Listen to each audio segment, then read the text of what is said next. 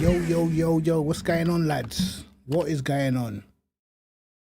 Jeez! Where do we start, mate? Where do we start? The easiest way to just get information centralized somewhere and then shot out to somebody else. Bro. And for us, that's extremely important because What's going on, mate? it's remote and distributed. It's been super efficient for us to communicate across. Hey, what Christmas hat is in the building? I had to run the Christmas hat. Come on. What's going on, mate? Inside.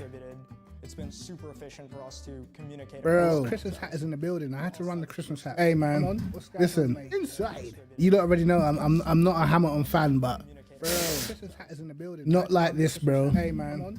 Listen. Not to lose a championship like this. I'm not a Hamilton fan. It's bullshit, bro. Not like this. Yo, JL, what's going on, bro? Merry Christmas. Hey, the Christmas settings inside. Bullshit, bro. For sure. For sure. Yo, JL, what's going on, bro? Merry Christmas. But man, listen, I just seen now on Sky Sports News that the Mercedes the Mercedes protest is not being upheld, bro. Just seen now on Sky Sports News that the Mercedes the Mercedes protest is not being upheld, bro. Just seen now on Sky Sports News that the Mercedes I'm not surprised, man. I'm not surprised because normally, like, you know, when a team protests, they're normally protesting another team. They're never really protesting against the FIA themselves.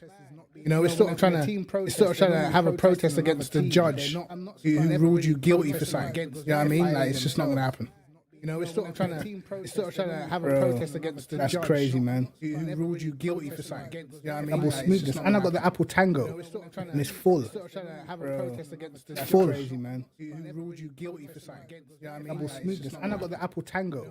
That's my alcohol right there, bro. It's full. Nope, they're not reversing it, bro. And I got the Apple Tango. Sky Sports News right there, bro. Nope, if I'm gonna show you guys. Right here. Sports News. Right there, bro. Result stands Verstappen is champion. And that was literally like a minute ago. Right here. Sports News. Right there, bro. Result stands Verstappen is champion. And that was literally like a minute ago. Right here. Wow. Result stands Verstappen is champion. And that was that's crazy, man. That is crazy.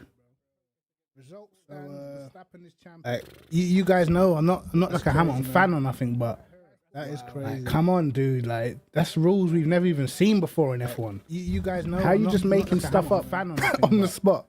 You know, like I can't. I have to be honest. I can't stand Michael Massey, bro. I don't like the guy at all on the spot because you see, like, to me, he makes up rules on the spot. He can't deal with pressure. And he's cocky. Like, he's got like an arrogance to him as well. Like, he ain't got no space to be arrogant, bro. Can't deal with pressure. You can be arrogant when you know the rule book, line for line, like Charlie Whiting used to. I'm not saying that Charlie Whiting never made mistakes or nothing, but you know come on, man, like that's crazy. And Charlie Whiting, even for Verstappen, it taints his first championship. You know what I mean? Like, it taints his championship, even like through no fault of his own. Even for Verstappen, it still remains like it looks kind of suspect. Taints his championship. You know what I mean? Like, through no fault of his own. I know a lot of people saying, including myself at first, I was saying, well, Mercedes should have stopped Hamilton. They should have pitted him, but they weren't to know.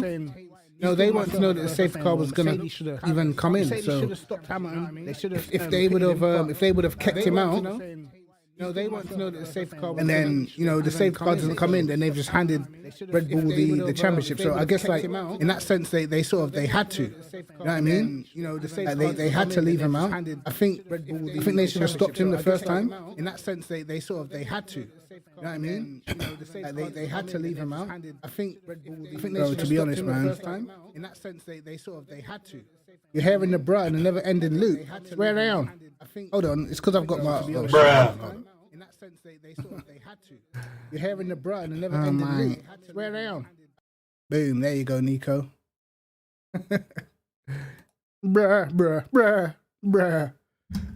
See, I haven't got my headphones on, so I couldn't hear it myself, you see. But it's cool now, right? It's cool. Like, genuinely, like, obviously, fantastic championship. What up, Toby? Like, fantastic championship, whatnot. Hey, man. I don't, bro. I literally don't know what to say. But I feel like this sort of decision has kind of been coming all season long, bro. We don't have stringent rules, man. We're just going like whatever happens this week is fine. That week is not fine. You know what I mean? Kind of bullshit, bro. I can't. I don't know what to say. Like I genuinely did not know what to say when that safety car came in. And like we all knew the moment Max got an opportunity, he was gonna dive bomb it straight down the inside. He had fresher soft tires. Not really much Hamilton could do. Bro, I don't know, listen. Like I maintain my personal opinion. Like my personal opinion is like overall over the whole season, I believe Max did the slightly better job. But this race in particular, Hamilton deserved the win, bro. And the fact that the championship was on the line for this race in particular, in this race, Hamilton deserved to win this race. Like, hands down, bro. And they stole it. Kind of stole away from him. Obviously, no one expected Latifi to bin it right at the end of the race. And I hope he's not going to be getting all sorts of mad messages, bruv, because I know what people online are like. You know what I mean? But, yeah. For sure, man. Overall, though, the championship overall, it's been one of the best, easily. If not the best. I would say it's probably been the best because we've actually seen the two title contenders continuously fight on the track.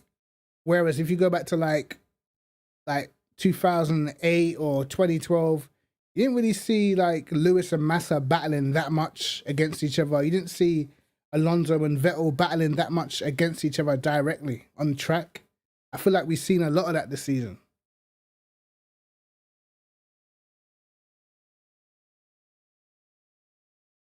Wow, bro. Like people take this too far, bro. Like at the end of the day, these are two sports athletes, you know, competing for top honors. But there's a lot of people that sit in their house and try to live their life through other people, bro. You know what I mean? Trying to live out their emotions through Lewis Hamilton or Max Verstappen. You know what I mean? Like it's personal to them. So I don't get why Schumacher could be getting death threat. Like what?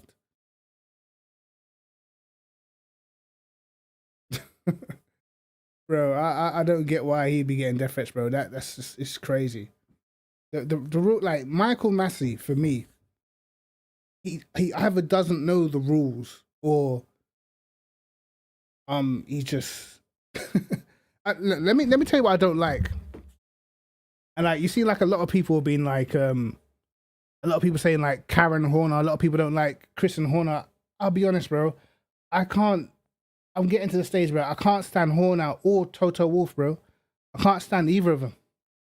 You know what I mean? Like the amount of power that these lot seem to have is crazy. And I don't know if F1 is just not broadcasting, you know, like Ferrari on the radio to Michael Massey or all the other teams on the radio. I don't know if they're not broadcasting that, but it seems like Red Bull and Mercedes think that they can just like it's all down to them or something. Like, you know what I mean? Like earlier on in the race, you Toto, oh please no safety car, it's gonna affect the result. What? Like why do you feel like you have a right to even say how the race should be run? Like to me that shows that you guys feel like you've got too much power, bro. You know what I mean? Every 5 seconds, one incident, they're on the phone to Massey. Oh, it should be this, it should, like, bro, you shouldn't even be allowed to talk to this guy. Okay? Because at the end of the day, you're, like, indirectly, if any of their words are swaying decisions that he's making, like, it brings the sport into disrepute. So they shouldn't have no contact with the guy, bro. You want to have contact with him, you talk to him after the race. But during the race, like, they should be no contact, man. Bro, listen, Lewis Hamilton's sportsmanship, bro, goes a long way. But at the end of the day, deep down, he knows that he won it, bro.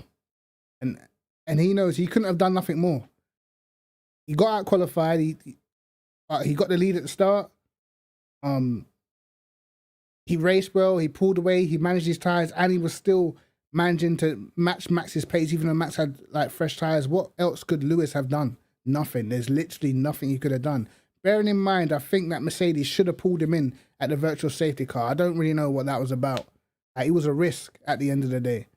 You know what I mean? And I feel like if he'd have had them fresh tires at the virtual safety car, then it would have been a lot harder for Max to overtake him, man. You know what I mean? Could have put mediums on, anything. It'd have been a lot harder for Max.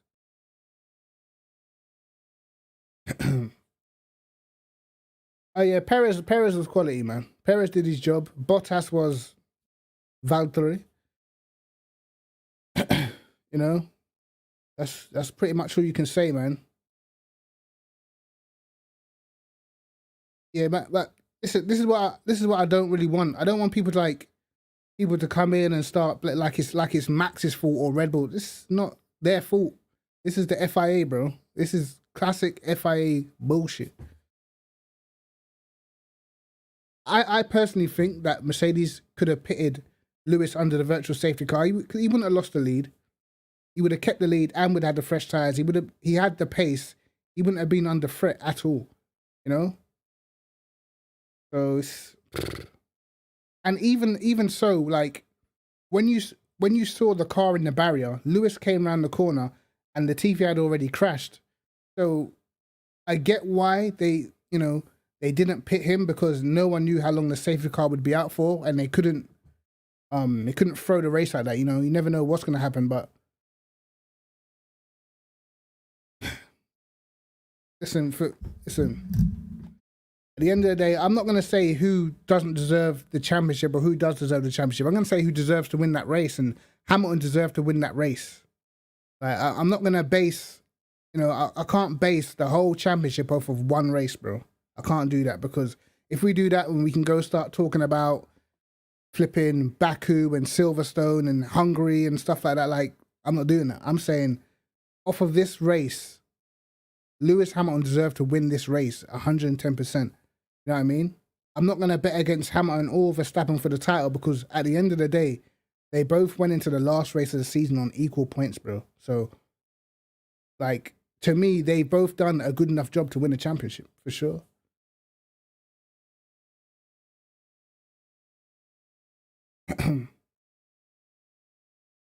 Yeah, I agree, JR. Like, I can't say Max doesn't deserve it, you know? He won more races, he led more laps, he had more poles.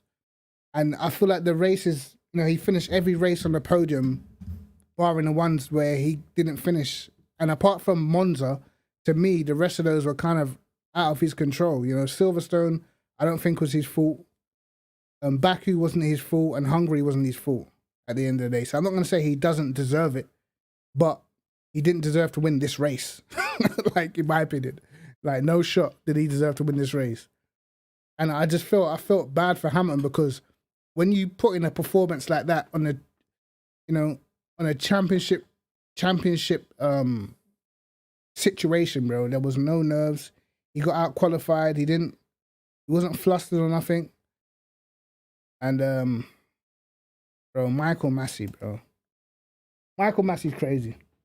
Like, the guy, to me, he doesn't know what he's doing. I don't think Massey knows what he's doing, bro. I'll be honest.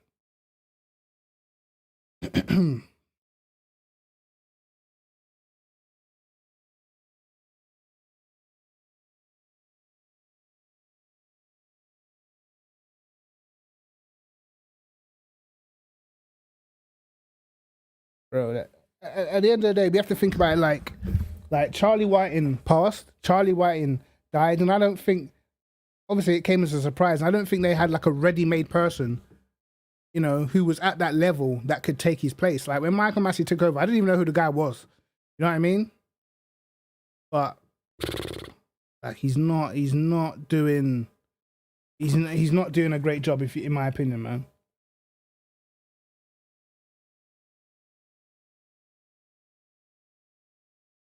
Yeah, Don, like I said, that's why I'm not going to say Max doesn't deserve it, because I feel like in terms of, lost opportunities and stuff that was outside of their control, I feel like Max has had more of the reliability of the bad luck in terms of those sort of situations like Hungary, Silverstone, and Baku. You know what I mean? But at the same time, Lewis Hamilton's form at the end of the season, you know, he made it close again when after Austin, like most people thought it was over. You know what I mean? And he came back super strong. But I don't know, man.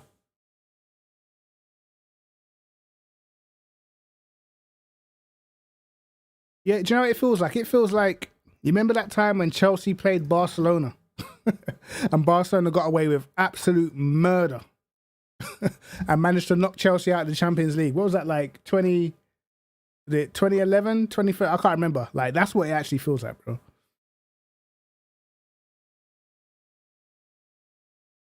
And like statistically, I know people wanted Hamilton to become the GOAT. Technically, statistically, he already is. But I know a lot of people wanted the 8th championship or whatnot. But I think, to me, like Lewis Hamilton, to me, doesn't have anything else to prove, bro. Doesn't have nothing else to prove. He's like, he can still swing it with the best of the young talent. So, you know, like, to me, he doesn't have anything to prove. You know what I mean? Like 8 world titles, 7 world titles. You got over 100 wins, over 100 poles. To me, he's got nothing to prove. You know what I mean? Not having an 8th title does not mean anything to me personally. Bax deserves a slap, spoiled brat. And listen, I'll be honest, Brad. This is the problem with F1 fans at the moment. Like, if you're a hardcore Lewis fan or a hardcore Max fan, it's like there's no respect given each way, bro. And the fact of the matter is, the reason why most Hamilton fans don't like Verstappen and the most Verstappen fans don't like Hamilton is because they see the other driver as a threat. And that's all it is, bro. If you see the other, if you hate the other driver, if you're watching a film and you really don't like the villain, then it means they're doing a good job. The reason why a lot of people don't like Max Verstappen or a lot of people don't like Hamilton is because they see the other driver as a threat. You know what I mean? Why do you think everyone's okay with Valtteri Bottas, and before Rosberg became a threat, everyone was okay with Rosberg and that? It's because them guys, you know, they weren't a threat. As soon as Rosberg became a threat, all of a sudden he was disliked. You know what I mean? Vettel in 2008, 2009, no one cared. The moment he started winning and he became a threat with all these championships and stuff, he was disliked. You know what I mean? Everyone hated Alonso for years. And then when he started driving for cars at the back of the grid, no one cared. He was fine. He was cool. You know what I mean? Everyone loves Vettel now. They used to hate the guy. And that's just like the mentality of a lot of the F1 fans is it's just a bit backwards for me.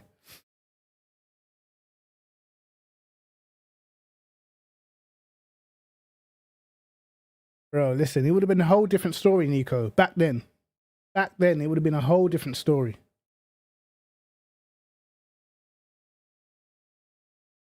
You think Russell will be a credit? No, Russell will be perfectly fine. Like a Christmas elf. Hey, man, leave my Christmas hat. I know it's pointy at the top. Come on, bro.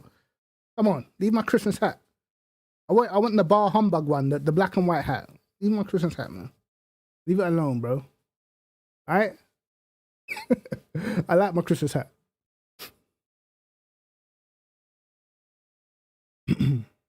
More glitter. I ain't got no. What are you talking about, kids? I ain't got no glitter underneath my eye. You okay? I'm okay. You good? Where's the Ewok hoodie? Bro, it's in the wardrobe, mate. I told you, I'm never wearing that again.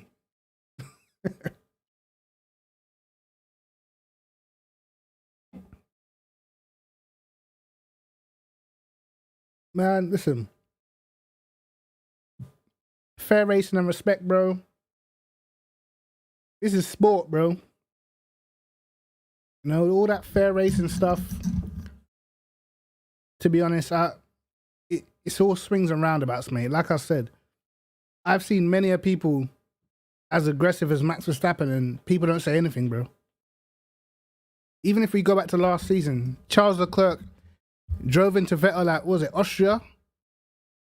Crashed into Vettel at Austria. No one said anything. He actually crashed into Gasly, ended his race at Austria this season. No one said anything. No penalty. No one even complained about it. but it's only because Verstappen and Hamilton are at the forefront of the sport is why we're looking at, you know, how aggressive this guy is, how aggressive that guy is, bro. But we see it all the time, but it's just because of who's involved. And I like Leclerc, but I've seen plenty of like aggressive moves from Leclerc. I remember when Leclerc put Hamilton on the grass at Monza, trying to overtake him around the outside. Nothing. Because he's not fighting for a championship and because he's not realistically a big threat yet, no one talks about these things. They only talk about it because now it's a threat. You feel me? And that's what I don't like. Even we go back to, you know, Hamilton versus Rosberg. I think we all recognize that Hamilton used to push Rosberg off the track pretty often at turn 1 at the start of a race. No one cared about respect and fairness and all that sort of stuff then. So you know, I don't feel like it's people see things in their own way for the driver that they support. What I would say is my personal opinion throughout the whole season. My personal opinion was, I thought Hamilton, he didn't set a certain precedence with Verstappen from the beginning, bro. Yo, Dennis, what's going on, bro?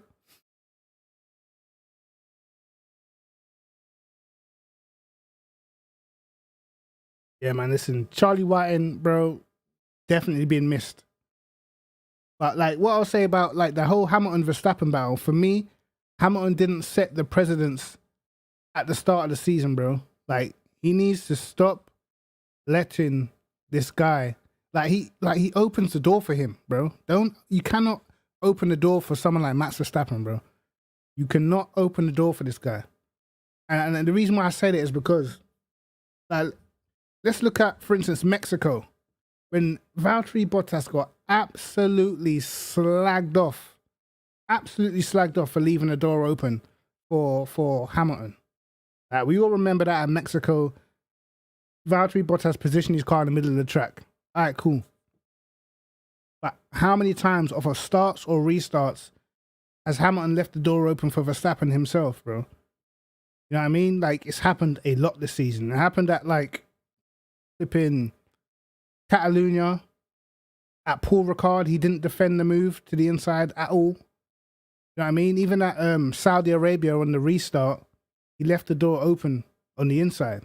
And you know how Max Verstappen is. You know how he races. Like, you can't leave the door open for this guy at the end of the day. You know, I felt there's a lot of times where he should have just been closing the door instantly. Even at Monza, he should have just ran him out of road instantly. Like, don't give him the space to get alongside or get half a cut. Just run him straight out of road. That's how you have to race the guy. You know what I mean? Look what happened remember a few seasons back when Leclerc and Max Verstappen were racing each other, and Max just, you know, he nudges Leclerc off the track and wins the race. Remember what happened at Silverstone the very next race? Leclerc was not having none of it, mate. None. Do you know what I mean? That's what you got to do.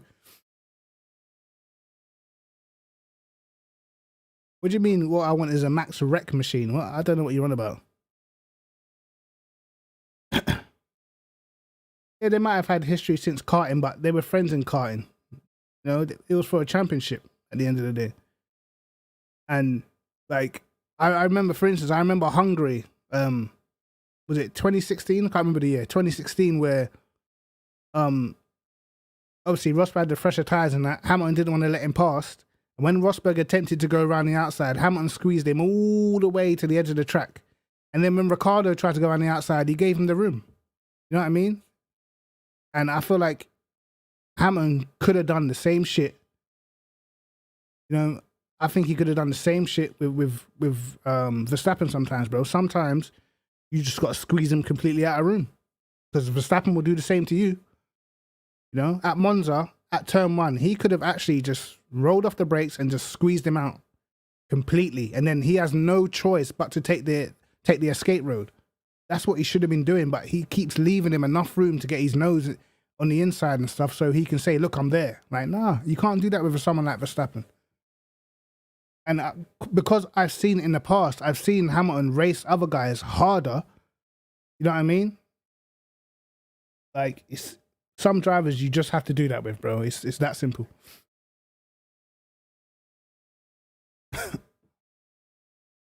I mean, maybe too smart, but listen, at the end of the day, yeah, I've seen Mercedes lodging their appeal, but like, when do the FIA ever go against their own self, sort of thing? You know what I mean? Like, I don't know what they're gonna do with that, bro. At the end of the day, listen, I just see it like this, man. Like, the biggest thing I take away from the whole thing is that the stewards, I don't like stewards or referees anyway, because at the end of the day, people weren't born neutral, bro. They're gonna favor somebody. 110%. They are going to favor somebody. And if you have different stewards over a weekend and all this sort of stuff, bro, who knows? Who knows who they like or who they favor more? And that's a problem. That is a problem. You know what I mean? There's no way they can say they're completely neutral. It's bullshit. I looked at I watched the video of the Haas mechanics watching the last lap race, and you can tell from the way they're reacting that they are definitely more in the corner of Verstappen, and they don't have a horse in the fight. You know, neither Red Bull or Mercedes are their engine suppliers. Neither are their, you know, they've got nothing to do with them two teams, but they clearly, their engineers have a preference to somebody. So, you know, that being said, you have to think it's not just going to be them. That's going to be up and down the grid, up and down the stewards' rooms, all over the place. You know what I mean? It's kind of dumb. And then you got rules that are not really rules that can be broken. Like, for me personally, like earlier on in the race, when Verstappen dived down the inside early on in the race, it was a dive bomb, but he made it. And, you know, Hamilton did cut the track afterwards. And they said he gave back the advantage. Not really. I mean, I feel like I've seen that, like, we've seen that sort of incident before, and you always have to give back the place, bro. We've all seen that shit before. You know what I mean?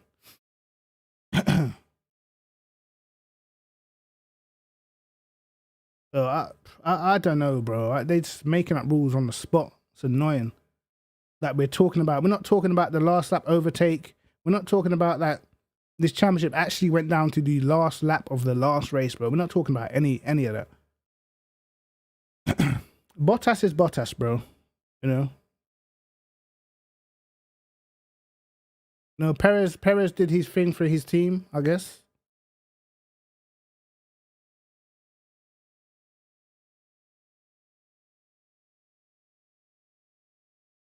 I think if Verstappen feels like he can intimidate on the track, he's the type that would try it. We've seen guys like this before.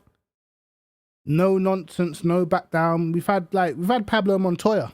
Do you know what I mean? We've had Kevin Magnussen, bro. These guys that just do not back down whatever the weather. But sometimes you have to treat them with their own medicine. You have to.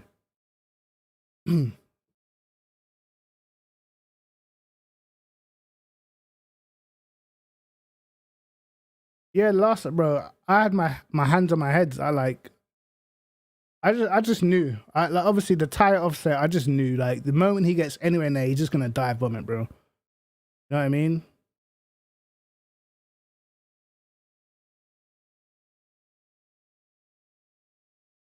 Garrick, I actually agree with you. Like, you know, over time, because you have to remember, like, although Verstappen's been in F1 for 7 years, he's still 23. You know what I mean? Like, he's still, like, kind of young. So, is he going to be this aggressive forever? I doubt it.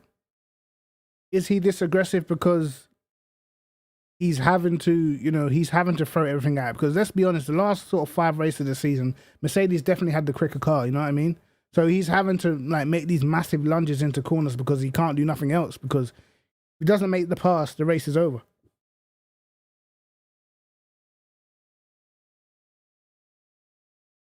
I just think, you know, Verstappen dived at turn 5. He's just thinking, with the extra tire grip, I'm going to get much better acceleration. He's probably not going to be able to get a run on me anyway.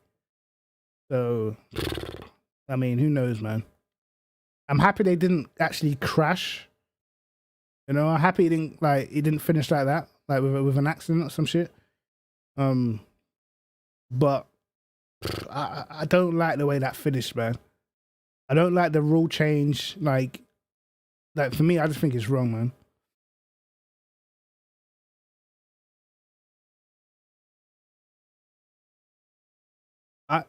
I don't think that, like, this is the thing, like, in terms of, like, you know, Hamilton's mentality next season, how this might affect Hamilton next season, like, it's not a mentality thing anymore. Like, it's not a, I can just switch on and bring out the beast type. It's not that. It can't, like, these guys are too close in ability, bro. The only thing that's going to determine who's going to win the world championship, more than likely, is going to come down to who has the best car, bro. You know what I mean? And this is like, I see a lot of comments online like, oh, this driver's, he's well above this guy, well above, bro. No one ever wins a championship with a crap car. If their car is not at least on par or within a couple attempts, you ain't winning no championship. Not in this field, not against these drivers, bro. Ain't coming, your mentality don't mean nothing.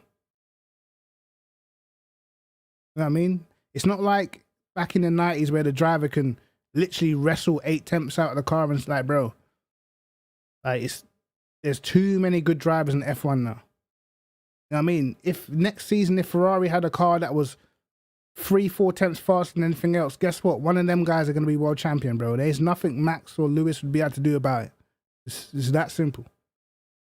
You know what I mean? People forget that. They think that, like, Max and Lewis are on another level to everybody else. Max and Lewis have got cars on another level to everybody else, and they are able to extract everything out of it. So, you know, it makes it look like, you know, they're well above these guys. You know what I mean? But you only have to look at all the, for instance, what happened in the races that were like wet and quali and stuff like that. Look what happened. You had flipping George Russell qualifying up there. You know what I mean?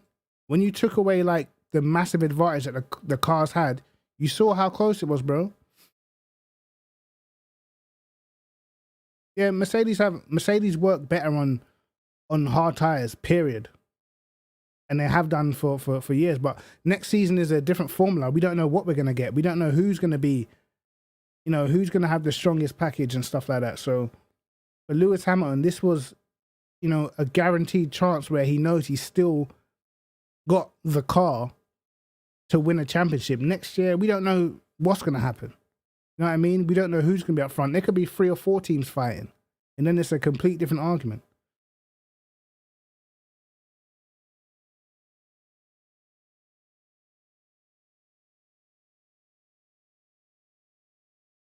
Yeah, man, I would love to see it, bro, because I personally, Ferrari fan and that. My prediction, top 3 next season. It's too, bro, that I can't even do that, bro. It's too hard to know. Listen, Apple Tango and that. If you know, you know. Cheers. If you know, you know, lads. But top 3 next season, I'll give a prediction when I at least see the testing. At the very least. You know what I mean? I can't judge that now, so it's a new formula, man.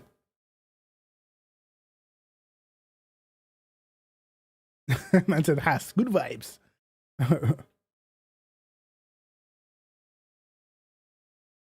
But, you know, you have to look at it and say, regardless, I personally think what we're currently seeing now in F1, like, how old's Hamilton now? Hamilton's like 36, 37. Like, I believe he's having a very slow decline, but just, like, in all honesty, is he as absolutely fast as he was, you know, like, back in the day? Probably not. He's just getting older. It's like, you know what I mean? He's going to get a little bit older. He's going to slow down a little bit. Maybe not as much in race pace, but over, like, 1 lap, I feel like, you know, like, on raw pace at the moment, I'd probably say Verstappen is probably a bit quicker. You know what I mean? Now, when it comes to just, like, 1 lap, all right? But now Hamilton's going against friggin' Russell and all these other young guys and stuff like that. He's getting older. He's done everything in the sport. You know what I mean? He hasn't got the 8th title, but, bro, he's got 7. He's got more wins. He's got more poles. He's done everything. You know what I mean? So naturally he's gonna slow down a bit.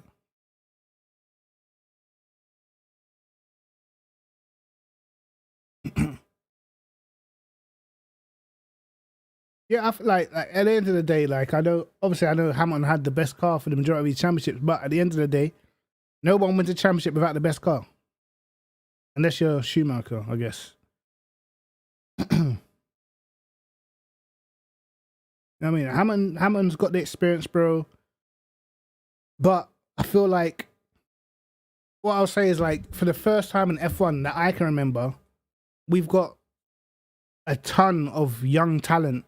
And if you look at like Russell, Verstappen, Norris, Leclerc, all these guys were champions before they got to F1, bro. Like, this is literally like the best of that crop, all in F1, all in a top car, all at the same time. You know what I mean? Like, and even when you look at Hamilton's achievements, they're going to be very hard to get anywhere near for any of these drivers. You know what I mean? It's taken Verstappen 7 seasons to get one championship. You know what I mean? For anyone to try and match what Hamilton's Hamilton's like titles and these records and stuff, you have to be incredibly lucky in your career to, first of all, you need to come and you have to be into the sport straight into a top car. Otherwise, that the years it takes you to get there, you're going to be too far behind. I don't think Lewis should have retired last season. I think like he's still good enough to compete easily at the front. You know what I mean? I think if for instance, if next season, if Mercedes wasn't up there, then I think Lewis Hamilton would start to consider what he should do. You know what I mean? I think Lewis Hamilton, like, you know, he, like, the way how his mind works is he's always going to bet on himself, bro. He's never going to bet against himself. And I think the moment he thinks that he can't compete at that level anymore, he'll be gone. He's not here to be finishing 2nd and 3rd and 5th and shit. You know what I mean? That's not how Hamilton works, bro. Yeah, exactly. I'm glad he didn't think about retiring, because it would have been a terrible season, bro. It would have been boring.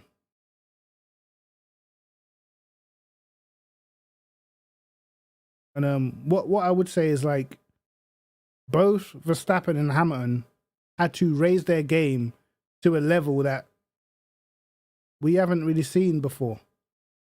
That's what I will say about both of them. They both had to raise and drive at a consistency that I don't think we've really seen before. The only time, like, and the reason why, like, we've seen like Vettel win, like, I don't know how many, he won like pure races in a row one time. Was it like 2011? But he did that under like no pressure. You know what I mean? So to have this sort of pressure on both of them, and every single qualifying session, these two are just delivering the times. Every single race, no matter what's happened, they're 1st and 2nd. Like, I don't feel like I've seen that before. You know what I mean? Like, every single quali, every single race, 1st, 2nd, 1st, 2nd, 3rd. Like, that's crazy. So I'm more appreciative of the level of the battle that we got. Bearing in mind, if we go back to even when I first started watching F1, and I watched, you know, saw like Senna die and whatnot, and I saw the Schumacher Hill battle, and I hated Schumacher at the time, but it was clear as day Schumacher was a way better driver. Everyone could see Schumacher was a better driver. Hill just had the better car. All right, 1995, same shit again. You know what I mean? Schumacher was just a better driver, and the cars were closer than the year before. In 96, Hill won it. Didn't really have any competition. But even in the races where, you know, when it was wet and Schumacher just destroyed everyone, it was clear as day. Like, if this guy gets the car, he's going to destroy it. 97, you know what I mean? Villeneuve has the better car. Schumacher has a title fight. And that let me know everything. You know what I mean? I could tell everything. What's up, Bubba? Go in the bedroom. Go in the bedroom. I'm streaming. Hey, mum's room. Go on. Huh? Get your sister. I'm doing something.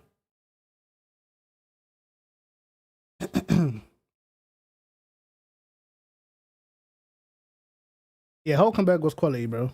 He was up there for sure. He was a very good driver, but I'm not sure he had the consistency on that level. You know what I mean? But I mean, I don't know, man. I don't know. As I said, like we had like 97, Villeneuve won a championship, and I didn't really think much of it. And I think even though I was a lot younger, that was the first time that I understood that, bro, the car is more important than the driver. That was the first time I realized, like, as an F1 fan, the car is what is going to make you a champion, bro. At the end of the day, nobody wins a championship with a bad car. Nobody. You know what I mean? And then we had like 98, 99, and, you know, and again, for me, Schumacher was a better driver, and McLaren had the better car. And for a long time, it kind of carried on like that. Do you know what I mean? For a long time, we sort of saw that, that sort of ethos in F1. Like this season, the cars were super close, bro. Super close. I mean, at one stage, Red Bull looked at the better car. At other stages, Mercedes looked at the better car. I don't subscribe to this. Red Bull had the way better car and red. Nah, bro. For some parts of the season, yes. Other parts of the season, no. You know, there's a good chunk of races where Mercedes just looked different level. But at the end of the day, it's about what you do when you don't have the dominant package, bro. That's what it's really about. You know what I mean? And like I put a lot of value on, you know, managing to get results when you don't have the package. Like a lot of the times, for instance, at like Portugal, Catalonia, where Mercedes just look well stronger, you gotta still be able to get the result even though you're not battling for wins, man. As I said, all in all, like, I'm not gonna say like Max doesn't deserve the championship, but for me, that race, it kind of farcical, bro. And if I was Hamilton, I would not be happy at all. But I respect him for the way that he reacted to it, man. You know what I mean? I respect him for that highly because he could have flipped out. You know what I mean? He could have been trying to get Michael Massey by the throat and that.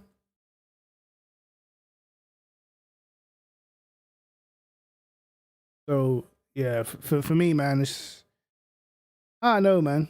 It's kind of like it was like a great ending, but kind of disappointing at the same time. I don't know. What do you think of the best of the rest teams? I think Lando Norris had a great season, bro, to be honest. I think Lando Norris was quality of the season. Tsunoda got 4th. Sainz beating Leclerc, which I didn't think would happen. To be honest, I thought Leclerc would smoke Sainz. I think Gasly was one of the drivers of the season, to be honest. I mean, I think Gasly was definitely one of the drivers of the season. I'll be interested to see, I'll be interested to see how good Mick Schumacher is with a better car. I actually want to see that. I can't judge him yet because he's against Mazepin and he's in a Haas. You know what I mean?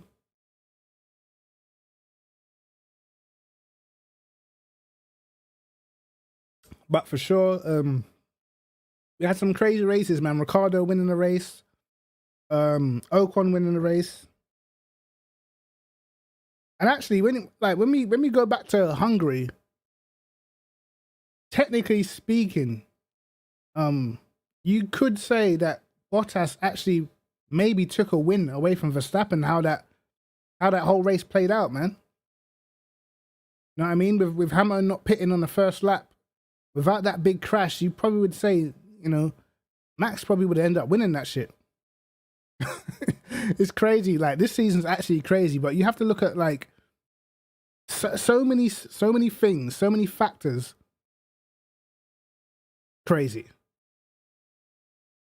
so many factors, bro. You look at Baku, Max tire delaminates. Hamilton had the win in the bag. At the first corner, hits the brake magic button and goes straight on.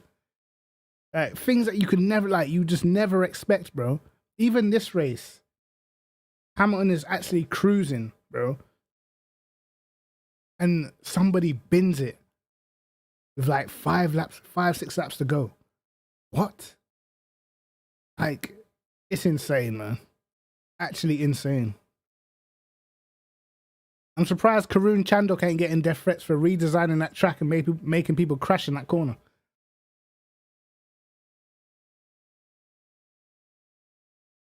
I don't think Giovinazzi was that bad towards the end, man. I thought he was alright.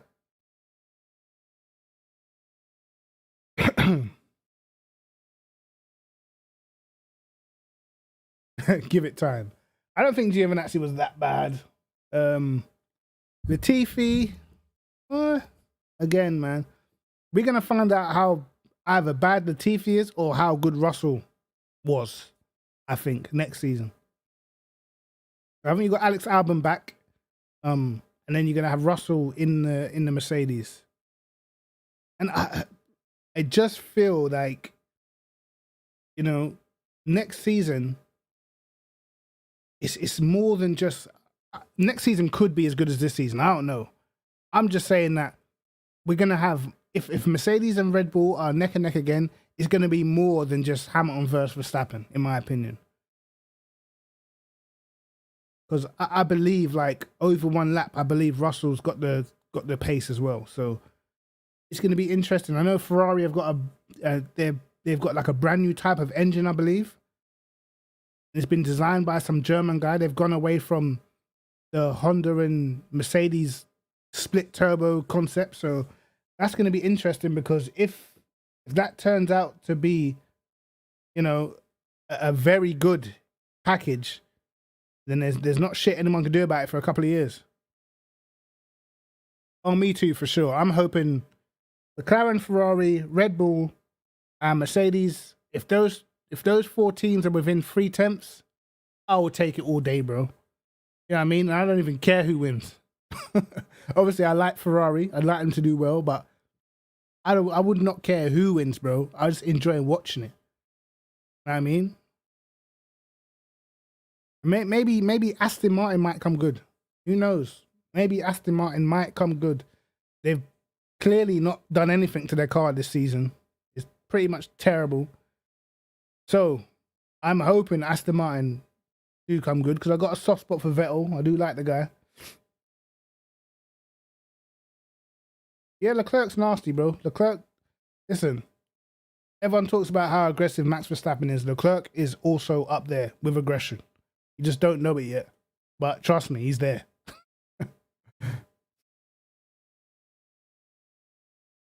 Yeah, man. Bro, listen. Let's go back to like 2012, bro, when anyone could win. I'll take it. 4 teams inside 1 second. Man, the top teams have got too many smart people for that, I feel. I mean, and it has to be said, like, if you look at,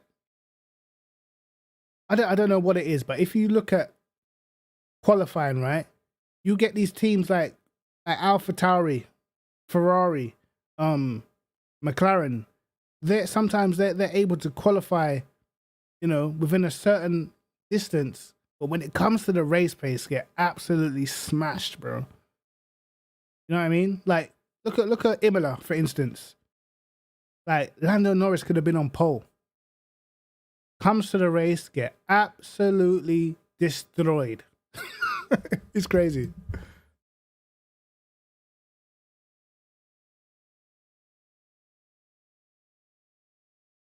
Yeah, man. Mercedes are content. That would be nice to see Albon in a Mercedes, man.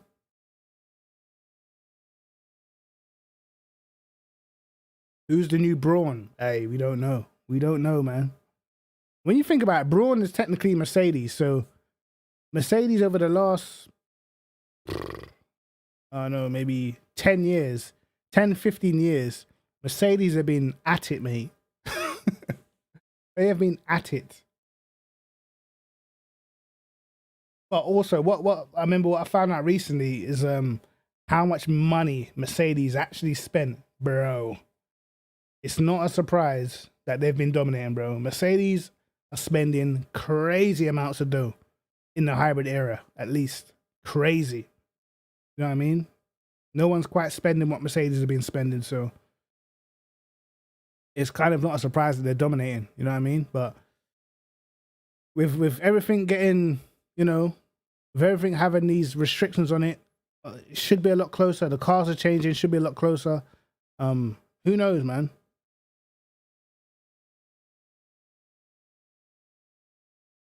I would like to see McLaren and Ferrari back. I wish McLaren would change that stupid livery, though. I don't like it, bro. Just go back to the black and white or the chrome. I don't want to see this orange and blue. I don't like it. Yeah, I know they spent like a ton. It was like quite a bit more than anybody else. You know what I mean? So it was like, it's not really a surprise. These lot are, they're dominant. You know what I mean? It's like football teams that spend way more than other teams, and when they acquire all the stars, it's not really a surprise that they're competing higher up on the pitch. I don't know, man.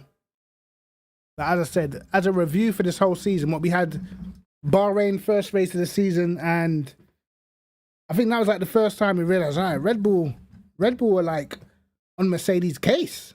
You know what I mean? And then, but Hamilton managed to pull off the win, so it was like, wow. He managed to beat Verstappen, even though Max was quicker, kind of thing.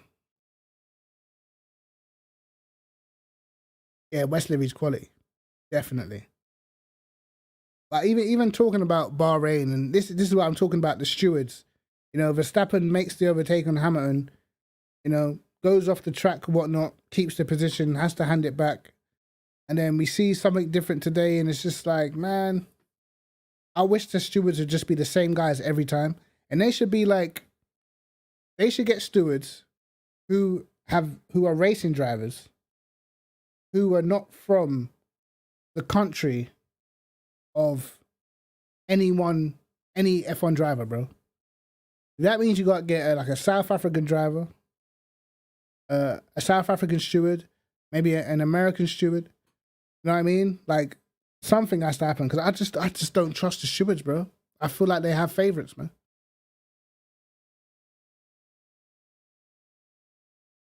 Go Williams. Can you imagine if Williams came back?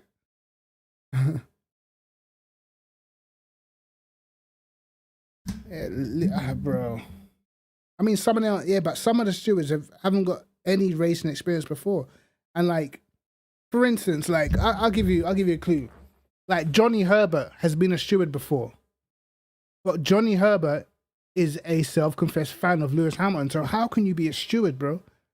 Do you know, like referees in football, before they become referees, they have to pledge their allegiance to what team that they support, bro. You know what I mean? They have to, because it's a conflict of interest. If you're a Man United fan, you can't referee a Man United game. It's that simple. You know what I mean? Oh yeah, being a Ferrari, bro, like, I stopped stressing about Ferrari, bro. I stopped stressing about Ferrari when I realized that as a team, they're just terrible. You know what I mean? I stopped the stressing, bro. Yeah, Williams definitely need the finances, for sure.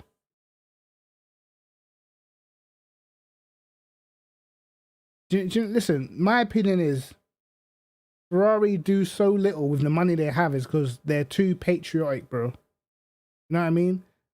Ferrari's best time as a constructor was when they had a Frenchman, an Englishman, and you know what I mean? They had, everyone was mixed in together. When I feel like when they just sort of, when they keep it in-house and everyone must be Italian and stuff like that, it kind of like, I don't know, man. It's like they're not going for the best people they could. Like, they are Ferrari. They can attract most people in the pit lane.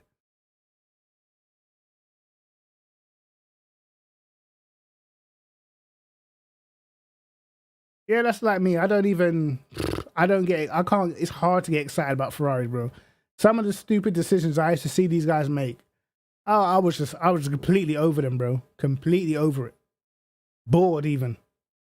You know what I mean? It was almost like I enjoyed this title fight more because Ferrari wasn't in it, because they normally just wind me up because of the decisions that they make. I actually was able to enjoy the championship fight, bro. Normally when Ferrari in a championship battle, I can't enjoy it because I feel like they're going to do something stupid. You know what I mean? Or throw it away or whatever. But yeah. You know, is what it is, man. It's what it is. But as for next season, man, I can't wait. I can't wait. Still, like, I don't know, man. Still, I feel like maybe the season's not even over. You know, maybe the season's not. Maybe it's not over yet. Maybe Mercedes might still try and do something about it. Who knows? You know, they've lodged their intention to appeal the decision. So I don't know, man.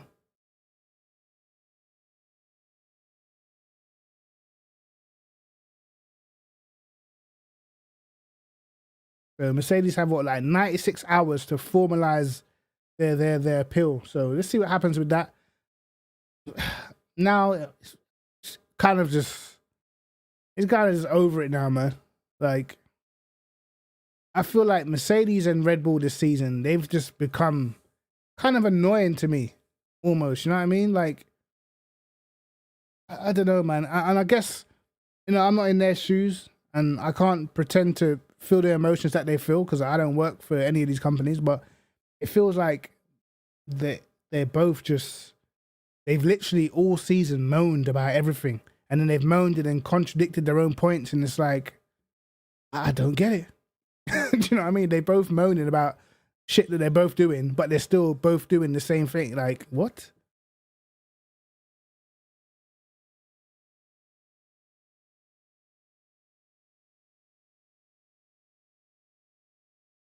Nah, but let Ferrari challenging Merc, bro. That challenge lasted half a season. Let's go back to when Ferrari were actually top constructors, and you know, a lot of the team at the top, especially, they weren't Italian, bro. You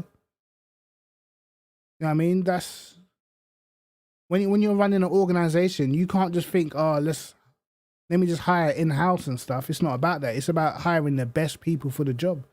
It's what Mercedes do. It's what Red Bull do. They hire the best people for the job.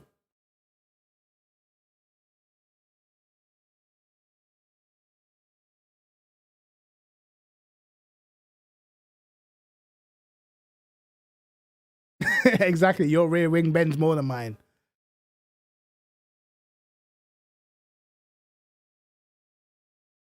Yeah, Caritas, that's what I'm saying. I feel like that this whole stupid thing is, bro, it's the fact that we even get into the stage is stupid. Like, I don't get it. You know what I mean? It's the fact that it's the FIA. Like, they're the guys that need talking to, man.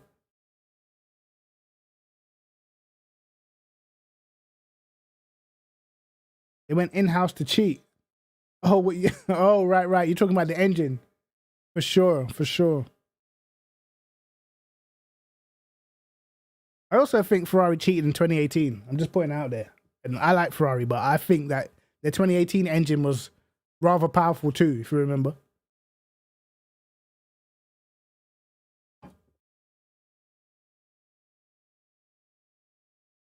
But let's see what happens, man. Like, Max Verstappen, world champion, feels pretty tainted. Maybe after a few weeks or stuff, you know, we'll all just get over it, whatnot. But we're not even talking about the last lap overtake, bro. You know what I mean?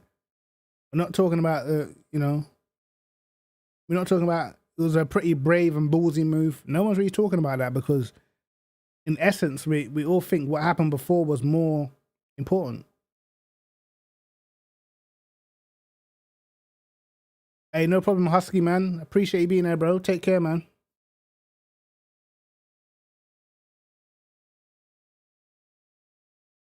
Banned for life, Ferrari. Bro, they will never get banned for life, bro.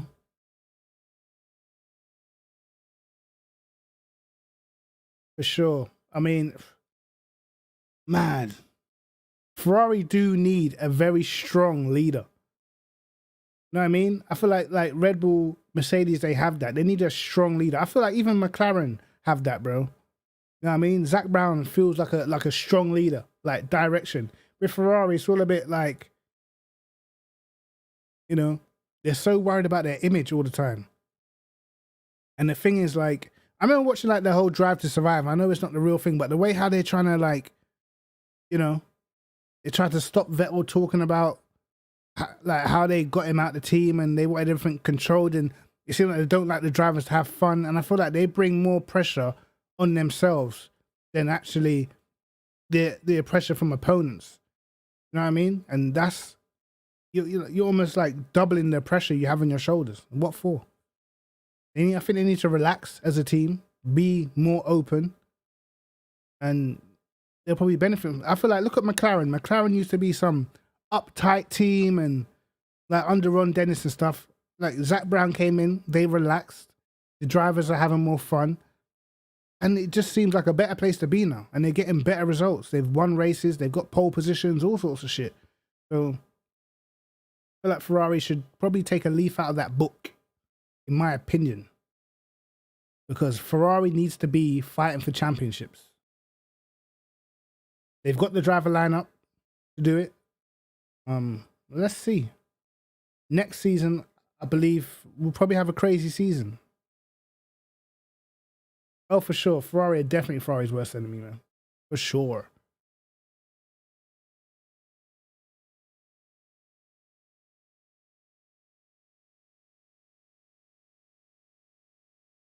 All right, so you're almost there, Gas 16, huh? What graphics card you getting?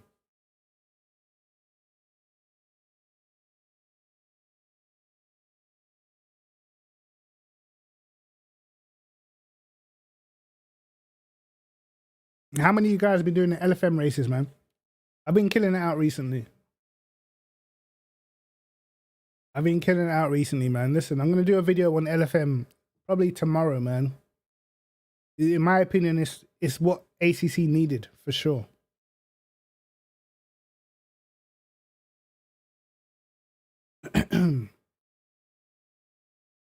Low Fuel Motorsport. It's like, it's this website that does, it basically gives ACC like a rating system like iRacing. Hold on, let me show you guys. Yeah, my LFM ratings, they're decent, lads. They're decent. I'm not crashing. That's why. I'm not having any crashes.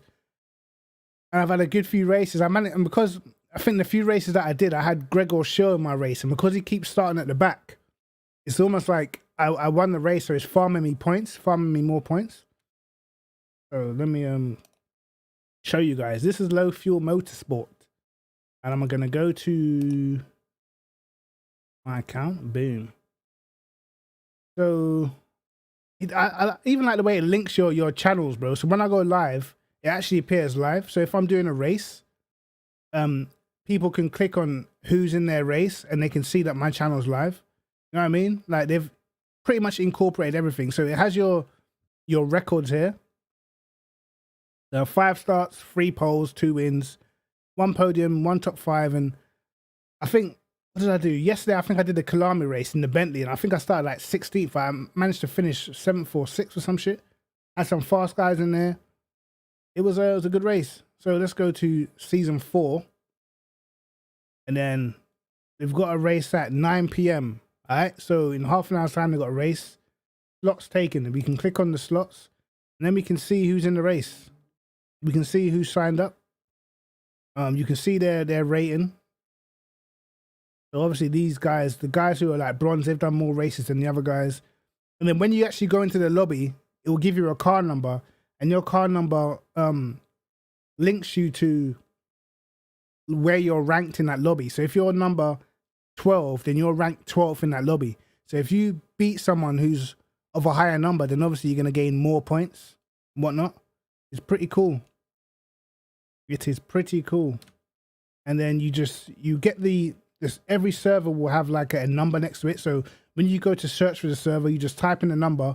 That server will come up. You'll join if you're on split 1 or split 2. You just join that lobby, have your 45-minute race or whatever it is. And then once the lobby's over, you come back out, go back to the website, and it will actually show you the points you gained, if you got any incident points from the race, if your SR rating's gone up. You know what I mean? It gives you the weather the weather conditions, and then there's, I think yesterday there was one where it had like real world weather, and when you actually clicked on the link, wherever the weather was for the track, like in real life, that's what weather you'd be racing on. They've proper done a good job, man. This is what Kunos should have been doing. This is so much better than CP service. It's ridiculous. And if I was them, I'd make sure they copyright all this shit, because I got a feeling Kunos might just come in and just swipe all this shit, take all the ideas from it. They really could do it. But you can see here penalties. There's actually, I think they got a prize of these pedals for who overall gets the most points in the whole season. So for people that are actually grinding out every single race, you know, they got a chance of winning the pedals, man. So it's pretty interesting. But let me put my chat on the other screen, bro.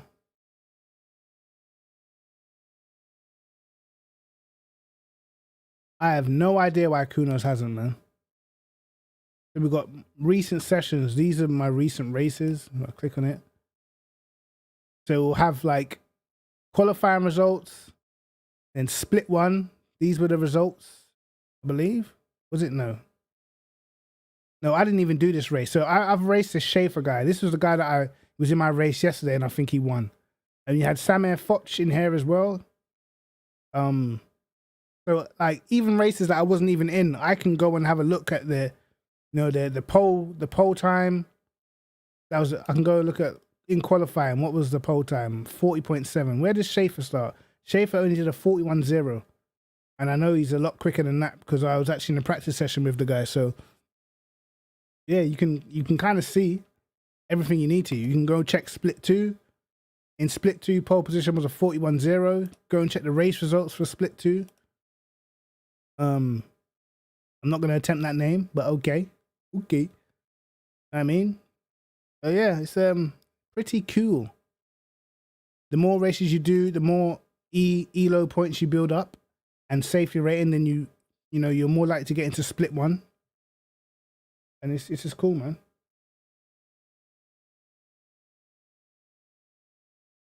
Amir will be back 2022. Which Amir? Hassini. What Amir are you talking about? Right. So you can like report incidents if something happens in your race. If you want to like for instance, if I want to go search up a driver, I can just go to a race that I know they were in, and I can just click on it, and then I can search up the driver, have a look at his stats. You know what I mean? You can literally check the lobbies of the people that check the lobbies of the people that you're racing. Or if someone's in your race, I wonder if this guy's any good. You can just go on the website, you know what I mean? Find his name, click on it. Cheers. Now, let's see. Safety rating leaderboard. Who's up there? Wow, these guys have got the max safety rating, boy. Jeez. 999. Bro.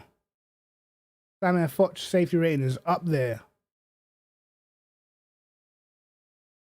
This guy's a platinum driver. He's had a total of 117 races, bro. Is he the highest? Is he the highest? Platinum. I think he's the highest.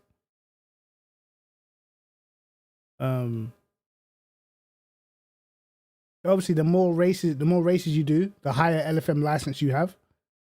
Obviously, I haven't done that many. I think I've only done 5. Foch has done 101 already. Jesus. Wow. That's pretty insane, bro. Robin Schaefer. This is a guy that he's always fast. He's always in the lobbies that I'm in. Really fast. 193 races already. Wow. That's an insane amount of races, bro. You lot gotta get signed up. If you're on PC and you're playing etc, bro, get signed up. I'll go back to the season 4 daily races. You can either do the rookie sprint series, which is just, it's like 25-minute races and that, no pit stop, you know, just straight shootout. For this week it is Zandvoort, but starting tomorrow it will be at Imola for the week. So the whole of next week is Imola. 25-minute races at Imola. You know, probably do these ones first to build up your points. You need to have a certain amount of points to get into the out of the rookie series anyway, I believe. So I think more people are signing up for this 9 o'clock race. Why a track for an entire week? I don't know why it's a track for an entire week, but I'm not mad at that because I feel like for new people, it gives them a chance to get used to the game. It gives them a chance to actually create setups for a track, man. At the end of the week, right, your setup is going to be down for the track. Whatever track you're doing for that week, by the end of that week, your setup is locked in, mate. Fully. You know what I mean? So I'm not angry at that. And if you feel like, oh, I wanted to race, I didn't get to race these guys at this certain time, I didn't get to race these guys on this day, you still have another 6 days to race them. You know what I mean? So you get to test yourself all the time. Exactly. It's pretty much just like iRacing. So, hey, man, I don't have any complaints, bro. Any. The report system, the fact that you can see everyone in your lobby, got all the information you need.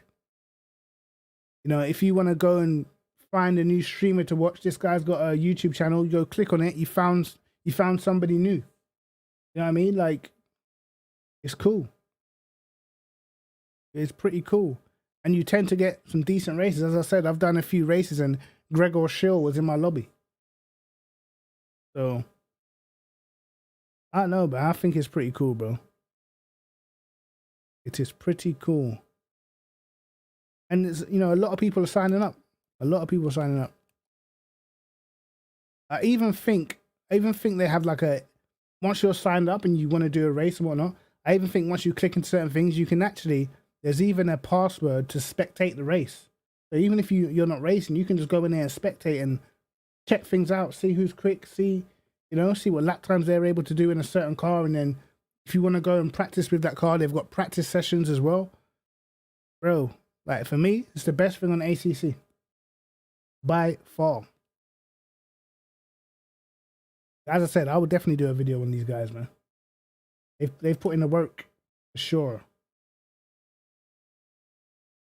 If you're not signed up already, lads, you know what to do. Inside.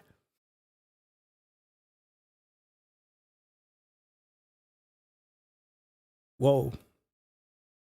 Man. Now my wheel's not even plugged in, nothing, bro. It was such an end of the season. I felt like this stream had to be done.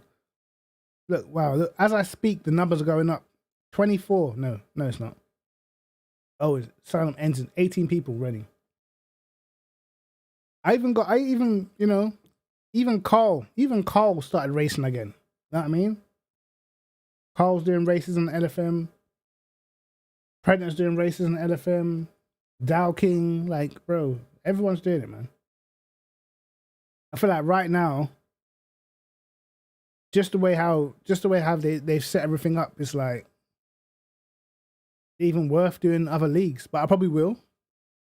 I think, yeah, I will, because I'm sure I signed up. I put the laps in for ACR, which I actually need to check where I am, because I did the laps, uploaded the times, and I didn't even go back to check it. So, 25 minutes left. I think I'm chilling.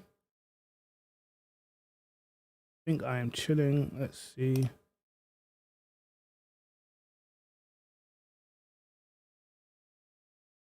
I should be. Ah, bro, look at this, man. Let me look at this, guys. This is what I'm talking. Like, people want to talk about. Look at this. Did my time trial at the time? I think I was second, right? I think. Look at all these guys. This is what you get, bro. BMW, BMW, BMW. Man, you see what I'm saying, bro? This is what I'm saying. What do you think's gonna? What do you think's gonna happen, right? When it comes to everyone picking their car for the new season, what do you think is going to happen? Oh, bro, it always makes me laugh, good. It always makes me laugh when a new car comes out and it's just a bit too nice to drive, if you know what I'm saying. And we come here, I think, is this?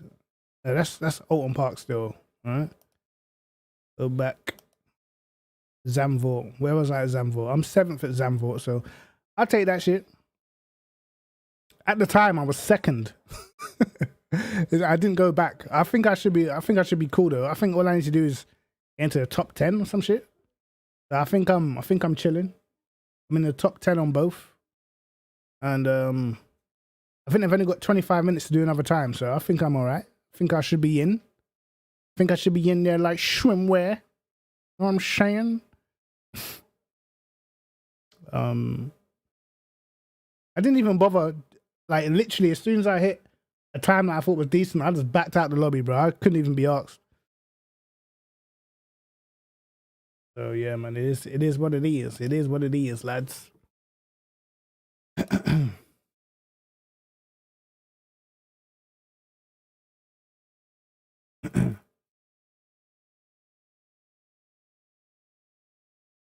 Yeah, for sure. Like, every time I go in LFM, bro, there's always people. Even if you go in a practice session, bro, just to grind, there's always people. Like, there's always people in there. So, for instance, whenever I just want to go on and just grind some laps in a different car, I just go on LFM. Before, I'd just go into a private practice lobby, but now I just go straight on LFM, bro, on their lobbies.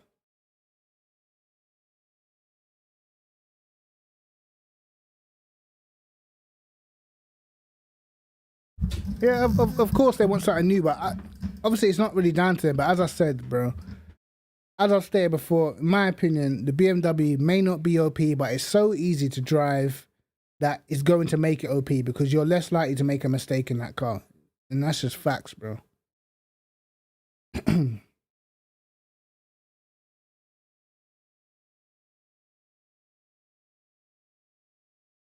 Yeah, Jordan, you have to, man. Jump on that. You have to, bro. You have to. Literally, everyone's doing it now. I mean, and like, as I said, how can a car have such good BOP and it ain't even done nothing yet? Do you know what I'm saying? Like, I don't get it. It's almost like the McLaren, when the McLaren like had the mad Silverstone BOP without even doing anything yet. How do you get that BOP without doing anything? I don't get it. Crazy to me.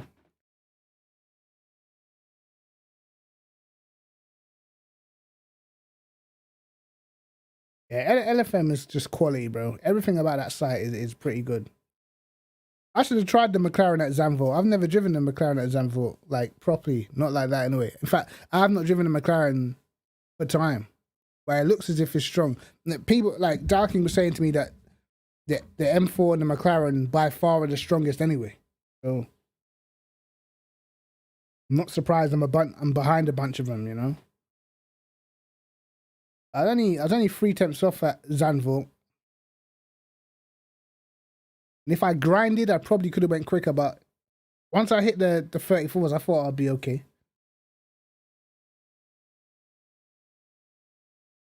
Exactly. So if they haven't received the data, why would you make a car so much stronger than anything else? That doesn't really make any sense, to be honest.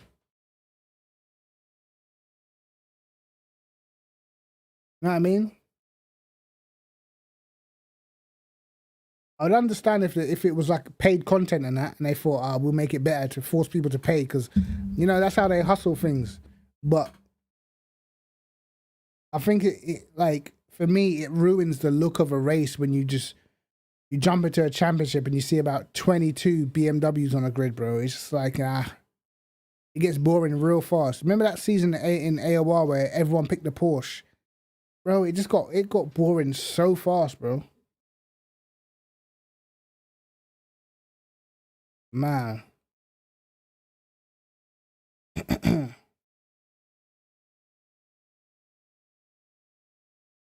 Yeah, for sure. Like LFM's that's just gonna keep growing because it is almost the iRacing solution, man.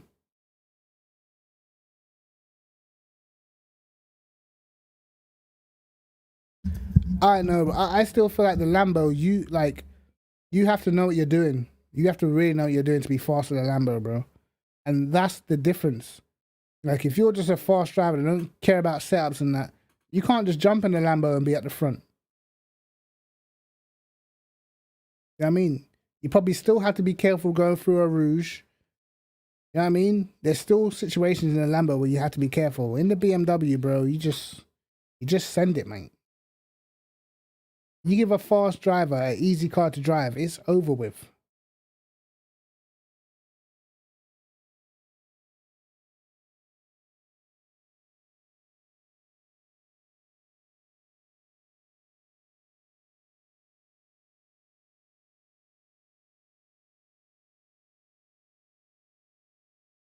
Like, people say, no, is the BMW that? Come on, bro, we know. Alright, we know the BMW is a bit over the top when it comes to corner grip and that. We know this. I mean, like, even when you jump in the BMW, like, it doesn't really feel like any other car. Like, you know what I mean? The grip level just doesn't really feel like anything I've experienced in any other car.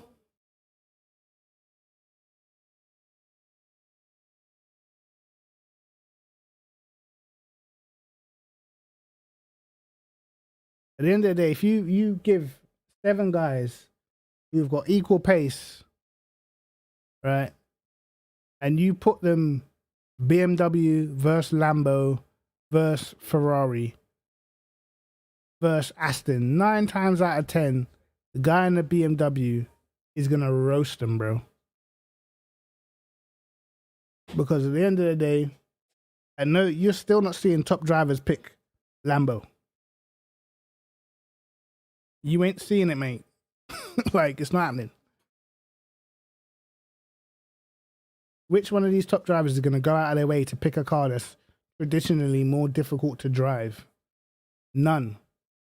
If you did a race for £100,000 tomorrow and said, guys, you can pick whatever car you want, alright? And let's say the tracks were, I don't know, like a Spa, a Brands Hatch, and Silverstone, bro. Ain't no one picking that Lambo. Nobody. At the end of the day, that's the problem. Yo, Nico, alright, man. Peace, brother. Take care, man. If you can be faster than M4, then it's OP.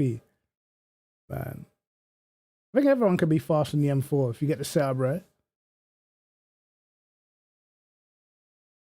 Look. Carl doesn't even play the game that much. You know, I gave him my M4 setup for Kill Army. Bro, straight at the front on LFM. Straight at the front. Low 41s in race pace and stuff. In a 45-minute race. And he doesn't even play the game that much. You know what I mean? He does not play the game. Carl can go like a month easy without touching ACC.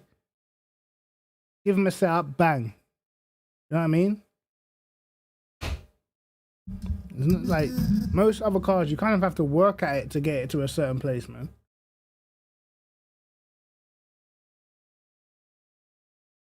Right now, yeah, I don't know, man. I almost enjoy the challenge of racing the guys in the M4 more.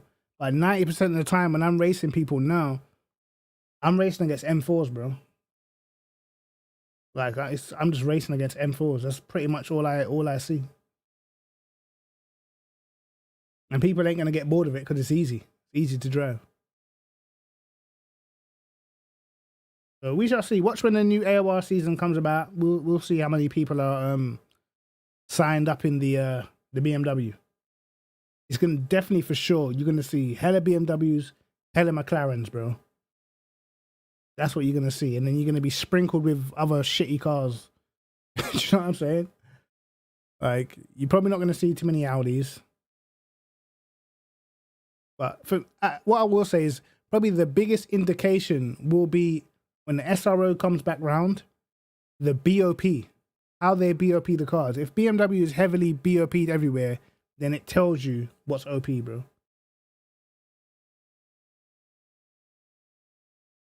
You love the Aston. The BMW is like almost like an Aston, just better.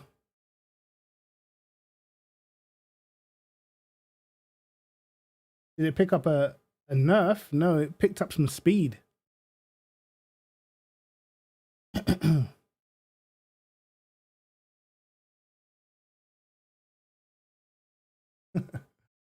For sure, the Lexus picked up some speed.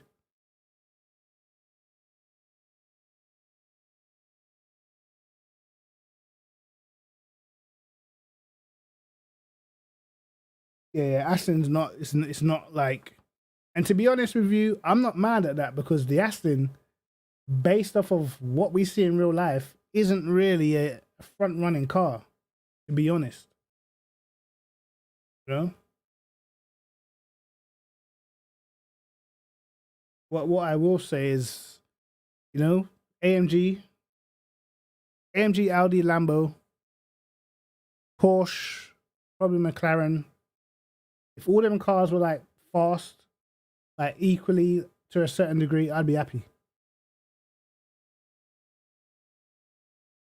You know, some people can be quick in the Audi, but I just don't see it as a contender. Like, you do a 10 race championship, I don't think if you had the top drivers, I don't believe someone driving the Audi would win it.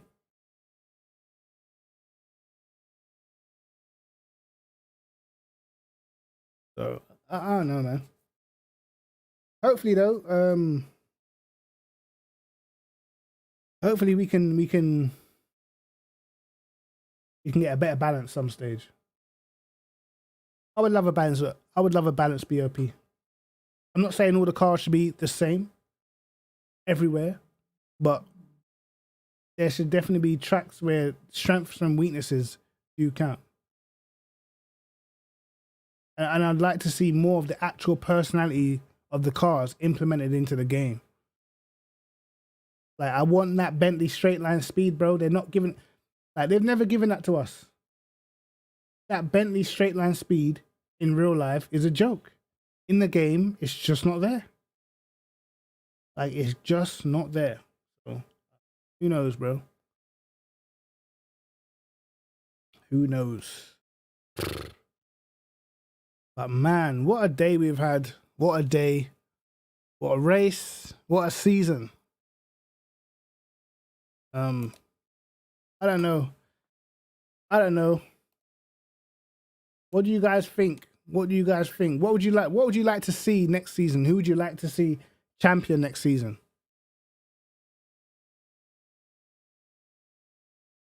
Not who do you think or feel, because none of us know. But who would you like to see world champion next season? If you could pick the top 3 and pick them all in a row, who would you go for? Sure, I want Leclerc up there for sure.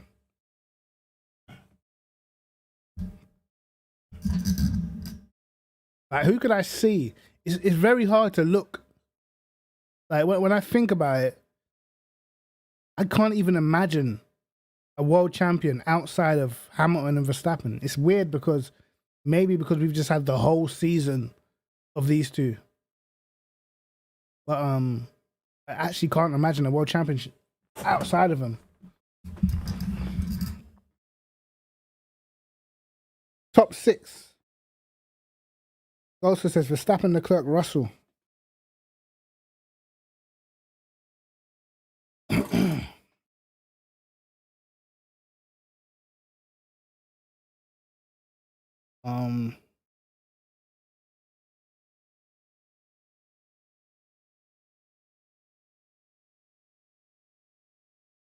What happens if, like, all of a sudden Aston Martin pull a worldie in that, and all of a sudden they got like a beast of a car or something? What happens then?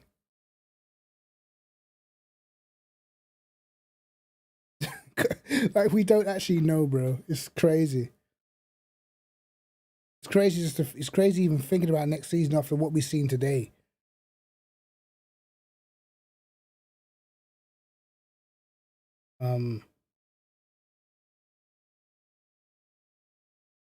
Perez, Albon, Stroll. Wow. Stroll top 3. That's funny. You know, something in my mind just tells me that Mercedes are gonna hit the ground running again. You know, something just, I don't know.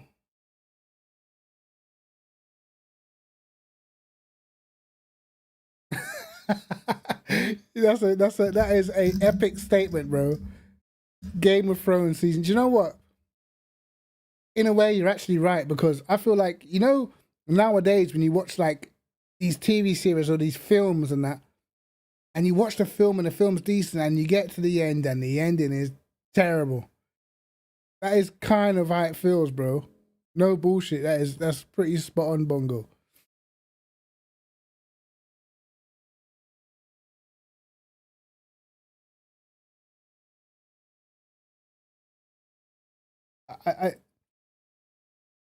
I definitely think, like, you know, Max and Lewis pushed each other to a different level, but I do think there is drivers that are as quick.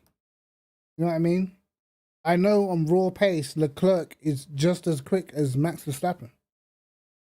It's whether he could handle the pressure of the championship and stuff like that. Does Max go into another level now? He's finally achieved the championship, sort of like what Vettel did. Who knows? We don't know. Does Lewis Hamilton come back stronger because he feels like he was wronged? We don't know. You know what I mean? Does Russell come in a brand new car and hit the ground running and put Lewis Hamilton on the back foot? We don't know. An inter-team battle at Mercedes could cost them a driver's championship, especially if both of their drivers are, you know, both up there. So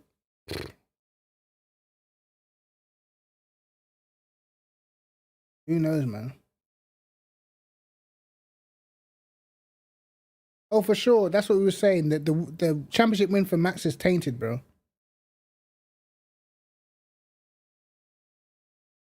You know what I mean? Like, as I said before, I'm not going to say whether you deserve, like, over the whole championship, Max Verstappen deserves to be champion. But for this race, he doesn't deserve to win this race, bro. In my opinion.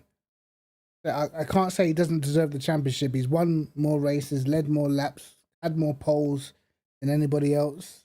You know what I mean? Had tyre failures while leading, been taken out twice, all that sort of shit. So I'm not going to say he don't deserve a championship because he's performed to that level, as has Lewis Hamilton. But the way it was won, the way how the race was decided, can't get down with that, bro.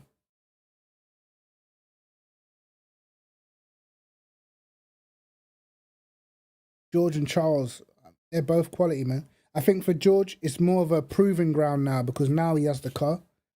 Charles Leclerc, I've always thought the guy was a beast. Like, raw pace-wise, he's rapid. You know what I mean? And as I said before, I don't believe, like, to me, in terms of, like, raw pace of the drivers, especially the drivers we have now, there's not a big difference, bro. There is not a big difference between Max, George, Charles, Hamilton, like thousands in it at best.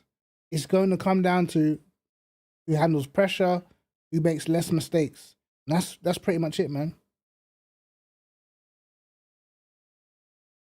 Max is almost too aggressive for his own good. But at the end of the day, you know, he's managed to get to the final race with the same amount of points as Hamilton, who is statistically the best of all time. So he's got something, bro. No matter whether you like the guy or not. You know what I mean?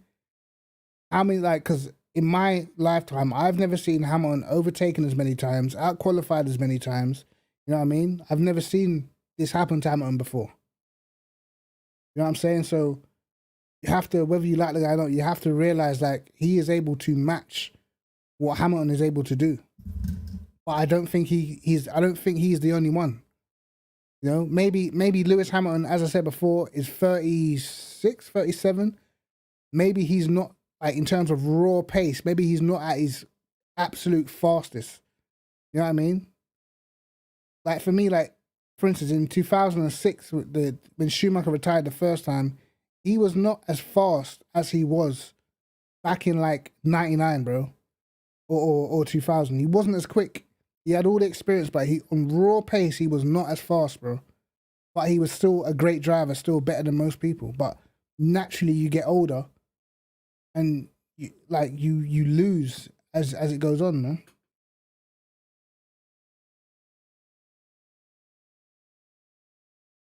Yeah, that's what you have to understand. Like, F1, what they're trying to engineer is they're trying to engineer a show. These people are trying to get more people interested in F1, bro. You know what I mean? But like, F1 is like, they're trying to make it into a show instead of following the rules, bro. You can't just break rules just for the sake of the show. Rules are rules. You know what I'm saying? So that's what I don't get, like, how they've engineered the end of this race just for the show. It's kind of bullshit, in my opinion.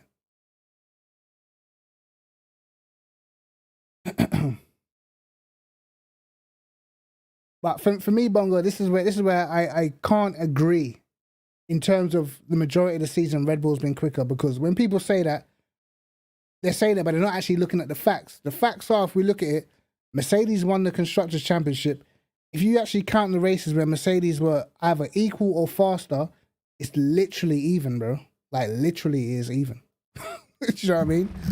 Because don't count the wins of the teams. Count the races on pace, where they're either finished within 1 or 2 seconds, or they were close the whole way through. For instance, Max Verstappen won France, but in France, Mercedes were every bit as quick. He won that on strategy, not on raw pace, bro. He won it because he pitted. He made an extra pit stop. But on race pace, without the extra pit stops, Mercedes were all over Max Verstappen. So you can't technically say that Red Bull had a better car there, because they didn't. The cars were even. You know, if we count back, I'll tell you what we do. Let's look. We can go on the F1 Formula 1 website and look at all the tracks, bro. And from your memory, you tell me who was faster at this track, and then tell me that one car had an edge over another, because I don't believe it to be true.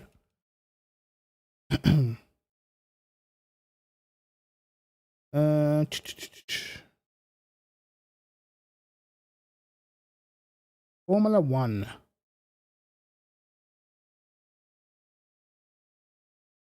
Schedule. All right. Boom. Hold on, let me leave my chat over here. Right. Bahrain. For me, Red Bull was quicker at Bahrain. Hamilton won the race. Imola. Max Verstappen was quicker in quali, but in the race, Mercedes and Hamilton was definitely quicker, bro. You know what I mean? It's only the fact that he crashed. So for me, that's 1-1. Even though the roles were reversed, you can blatantly see Red Bull were quicker at Bahrain, and you can blatantly see that Lewis was quicker at Imola. Portugal, Mercedes were quicker. Facts. Spain, Mercedes were quicker. Monaco, Red Bull were quicker. Azerbaijan, Red Bull were quicker. France, they were both, anyone could have won that race, bro. That was one on strategy, so for me, that was equal. Austria, both Austrian races, Red Bull were quicker. Silverstone, I think that was too close to call. And we never got to see the race because they stacked it into each other. All right? You can't keep up. All right, I'll do it slower. All right? Austria is the same track, so you can count that as 2 or more. But I'll give you a chance to keep up. So what's the score? So we got 1-1, 2-1 to Mercedes, 3-1 to Mercedes, 3-2, 3-3. I'm gonna call that 4-4.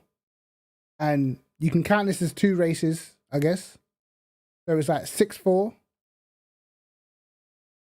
I guess 6-4 to Red Bull. I'm gonna say 7-5 because they were both as quick as each other for me. So we're gonna call that 7-5, right? Right now. Can we call it 7-5? What am I talking about?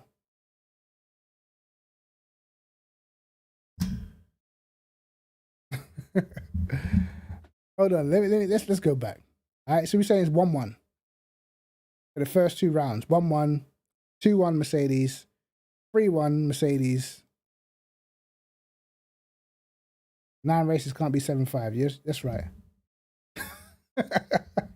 that's hey, listen, it's basic math, okay? Basic mathematician. All right? 9 races can't be 7-5. That's true, but I gave them both a point for the races where they were equal. So let's not give them any points for the races where they were equal. So where we at? 3-3 at Azerbaijan, is it? So for France, they were both equal. So we'll leave it at 3-3. Also, you're supposed to be working this out on the fly, man. What are you doing? Put it in the chat. Put that 3-3 down so they can see where we're at. All right? Help me. Help. Okay?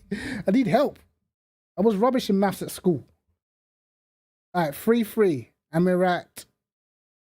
That was France, right? So Austria,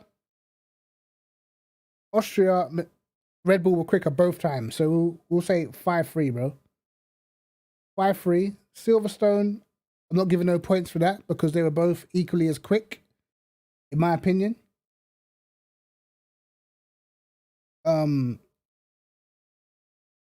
So where we at? We're still at 5-3. All right? We're still at 5-3. Hungary, Mercedes were quicker. So that's 5-4. Belgium, we didn't even get to see a race.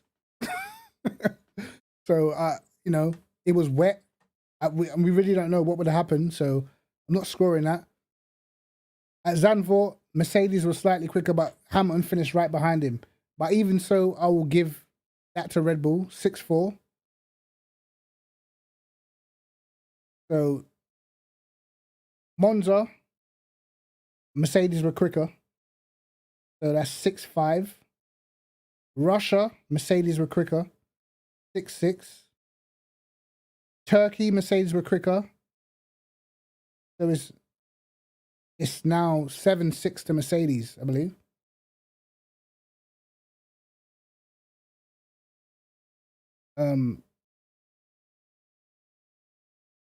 Austin, Mercedes were quicker. And Verstappen just had the better strategy. But Mercedes were quicker that whole weekend. Apart from quali. And I think that's where people are getting confused. Max is pulling out worldies in quali, but in race pace, Mercedes looked the faster car. I don't know. Mexico, Red Bull were quicker. But this time it was Mercedes that pulled out the laps in quali. So people can't judge these things off a quali because half the time the person who qualifies on pole don't even win. All right? Now, we can say for the rest of the season, Mercedes had the better car. All right? Mercedes were way faster in Brazil. They were faster in Qatar. They were faster in Saudi Arabia. And they were faster today. So, in my opinion, you cannot say for the majority of the season, Red Bull had the faster car, bro. Like, and that's just facts. Even if you just have to go back to watch the races, bro. You know what I mean? Even if you wanted to give Verstappen the races that we didn't count, like Silverstone and France, still Mercedes were quicker in a lot of these other races, bro. So I don't, you know, you can give Verstappen Spa as well, even if you wanted to. But when you look at over the season, like on race pace, who had the quicker car, the majority of the time it was Mercedes. But I still think it was very close. And you have to bear in mind that, you know, you have to bear in mind that a lot of the races where Red Bull struggled at, Mercedes didn't take full advantage of that. At Monza, you know what I mean? Hamilton, obviously in the sprint race, he got a terrible start, so he was in a place that he should never have been in. You know what I mean? He should never have been that far down. And obviously they crashed because of the teams. They both had terrible pit stops, but he should have been able to take advantage of Red Bull not being great at Monza. Didn't do it. You know what I mean? Azerbaijan, when Max crashes, should have had the win. Didn't do it. Hungary, when Max gets taken out by Bottas and that should have been an easy win. In fact, that win should have been so easy for Hamilton because not only did Bottas wipe out Max, he wiped out all of the competitors that had decent cars that day. You know what I mean? So it should have been an easy win. Didn't do it. I didn't give Silverstone to Max. We didn't count Silverstone because we're just talking about the pace of the cars. The pace of the cars seemed pretty even at Silverstone, so we didn't count Silverstone at all. You know what I mean? We didn't count Silverstone or France because I feel like their pace, like Max and Lewis, both could have won them races, bro. We don't know who had the quicker package because they were both fast. And I'm saying even if you did want to give Hamilton, even if you did want to give Max Silverstone over the course of the season, especially towards the end, Mercedes had the package, bro. Like, you can't really argue with what your eyes are seeing. Like, you know what I mean? The majority of the races, especially towards the end, where it was just pure strategy. A lot of the time when Red Bull were able to beat Mercedes, it came down to strategy, man. So, because someone said before that, you know, Red Bull had the much stronger car throughout the season, but as I said, I've never believed that. You know what I mean? I've never believed that. It's just like, just watch the races, man. You can see, even at Imola, early on in the season when it rained, bro, Lewis was flying until he went off. You know what I mean? Max was in trouble. You know what I mean? But as I said, I feel like the races where Red Bull struggled the most, I don't feel like Mercedes capitalized on it enough. You know what I mean? Like, for instance, just think about it. George Russell, in a way, cost Hamilton a chance at the title. Like, he outqualified Hamilton at Belgium, bro, and then the half points were given. You know what I mean? Little things like that where you wouldn't expect Russell to be able to. Well, he shouldn't be outqualifying him. You know what I mean? So it's crazy. And even if you look at Russia, it was nip and tuck. They almost threw away that result. And that was Max Verstappen starting in the back. That was like a free run. Quali was messed up. I mean, luckily Hamilton did get the win in the end, but they almost threw that away. And, you know, when your car's faster, you need to be winning races, bro. Technically, you could say he probably should have won Austin. I can't remember what happened at Turkey why I didn't win Turkey, bro. I can't, but I remember I remember Valtteri Bottas. When Bottas beats Verstappen convincingly, Mercedes have got a better car. Facts. I feel like that too. I feel like Mercedes dropped the ball a few times. Oh, how about the engine penalty? Right. But even with a fresh engine, you probably expect Hamilton to come through the pack.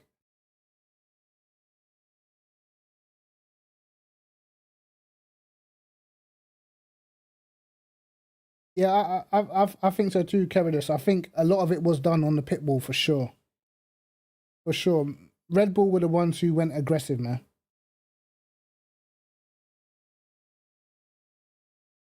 I mean, the tracks where Red Bull were the most dominant was definitely around, you know, Austria, Baku, Monaco. This period here, that's when it looked like, wow, Red Bull have really, you know, stepped up their game. But other than that, like, they haven't had an easy win. You know what I mean? Like, Mercedes, when they won at Portugal and Spain, it was an easy win. You know what I mean? Brazil was so easy that they had to, they had to put Hamilton started from 10th. Was the only thing that made it interesting, bro. Because if he started at the front, it would have been absolutely boring. You know what I mean? Once Mercedes introduced that upgrade at Silverstone, bro, they were quicker in like almost 80% of the races after that. Apart from Zandvoort and Mexico, they were quicker in like every race.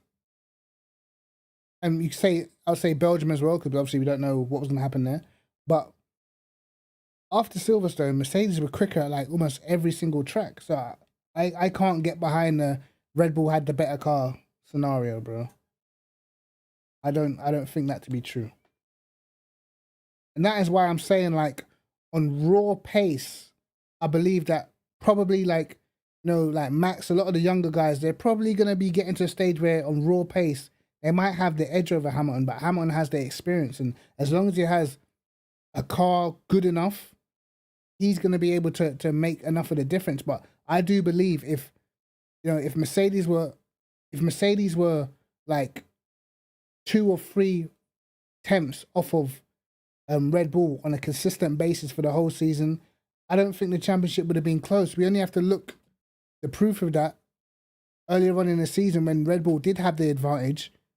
Oh, Verstappen was well out ahead in the championship. It was the crash at Silverstone that made it close again. But by the time we got to Silverstone, he had like a 33-point lead.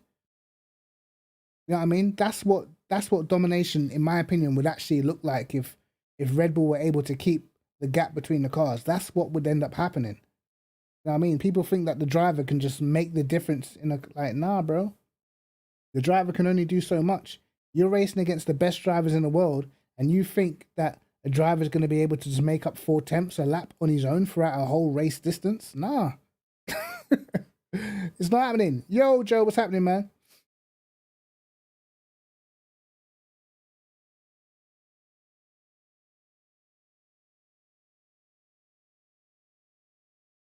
Yeah, Lewis would have probably been quick in the race. And I mean, back then they had that mad straight line speed. So who knows what would have happened at Spa, but that's why I can't really count it in, who would have been quick. But that's the first time I've actually sat down and gone through all the tracks.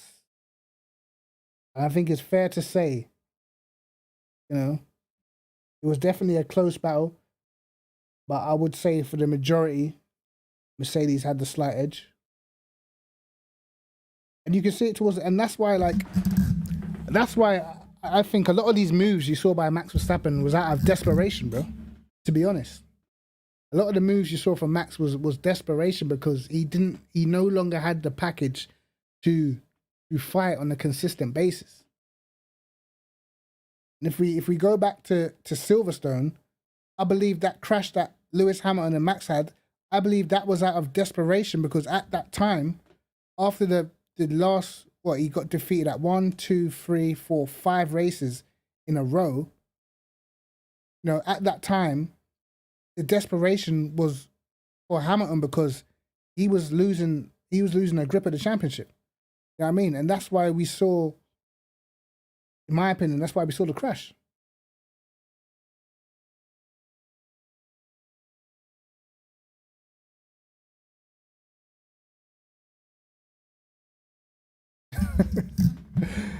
Alco of me.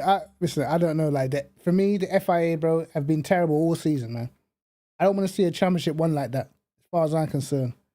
You know what I mean? Like, I'm not gonna bang on about like all other decisions that I feel like were bullshit all season long. But I feel like having Michael Massey and like I don't even want to hear the teams talking to this guy, bro. I don't think the team should be talking to this guy during a race. They shouldn't have a say. Like, Michael Massey should be, I'm not saying Michael Massey because I don't even like the guy, but I feel like they should, the person who is in charge of the FIA or the stewards, bro, the team shouldn't be able to talk to this guy until the race is done. You know what I mean? He seems like he's their friend. You know what I mean? Like, he's not a friend. You know what I mean? You can't have all these team managers talking to this guy like, oh no, that's not fair. You need to do this. You need to, like, what? Bro, these guys weren't talking to Charlie Whiting like this, bro. I know that for a fact. They were not talking to Charlie Whiting, telling him you need to do this and you need to do that. You know what I mean? Michael Massey just seems like a bottle job, bro. Like he buckles under pressure. You know what I mean? I can't stand, and he's arrogant too. I cannot stand that guy. He's got an arrogance. Like, I don't know, man. Like, it's crazy. For sure, for sure. Like, I'm not blaming Verstappen for winning the championship or Red Bull or whatever. But the FIA, bro, sad.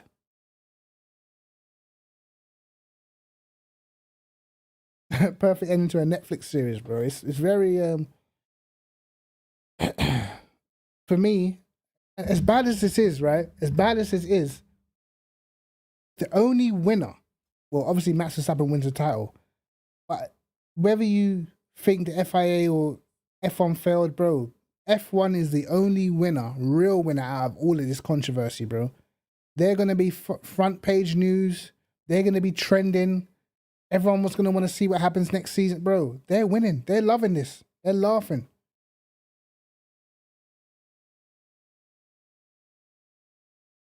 I mean, that's the basis of most fans. Most fans will defend whoever, you know. I mean, most fans will defend their driver. That's fair enough. But as a neutral, I think, like, taking each driver, take the actual drivers out of it. The actual decisions leading up to how the race ended was just bad, in my opinion. That's like, bro, I saw guys who do, like, football watch-alongs and stuff, doing F1 watch-alongs. I didn't even know they watched F1. Do you know what I mean? It's crazy. Netflix staged the entire season, bro. I wouldn't be surprised, man. They're loving this because they can sell this drama. You know, they can sell this drama. F1 becomes a sellable to the average person who's not really interested. It becomes something you can invest yourself in because it's full of drama. They're loving this. They are absolutely loving this. You think they're all stressed out? Nah, they're in their suites toasting. That's another 2 million people invested. We are now trending. I mean, like, and unfortunately, it decided a championship. You know what I mean? I don't know, man. I didn't like the way it was won. Not taking anything away from Max Verstappen, but I didn't like the way it was won. Yeah, Horner versus Toto is pretty funny. Exactly. See, Bernie knew his stuff, man. Bernie knew his stuff. That guy's a hustler. But to be honest, at this stage, right, I'm not going to lie. Christian Horner and Toto Wolff, they both just get on my nerves, man. Like, every single time something happens, these little Michael, like, it's like, bro, just shut up. You know what I mean? Like, bro, like, I feel like they've got too much power. You know what I mean? Like, they've just got too much power. And I feel like they try to influence the race directors and stewards and stuff. I don't think that's right. I don't like that type of shit. That's why I prefer if they didn't have contact to him, because they're influencing what's happening on track. I don't like that. But Toto Wolff must have gone through about 10 headphones this season. Low key, Toto Wolff be in the gym, because I've seen when he hits that table, the whole thing shakes. I mean, Toto don't play no games.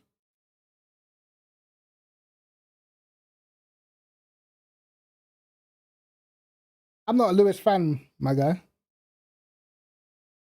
I'm not a Lewis fan.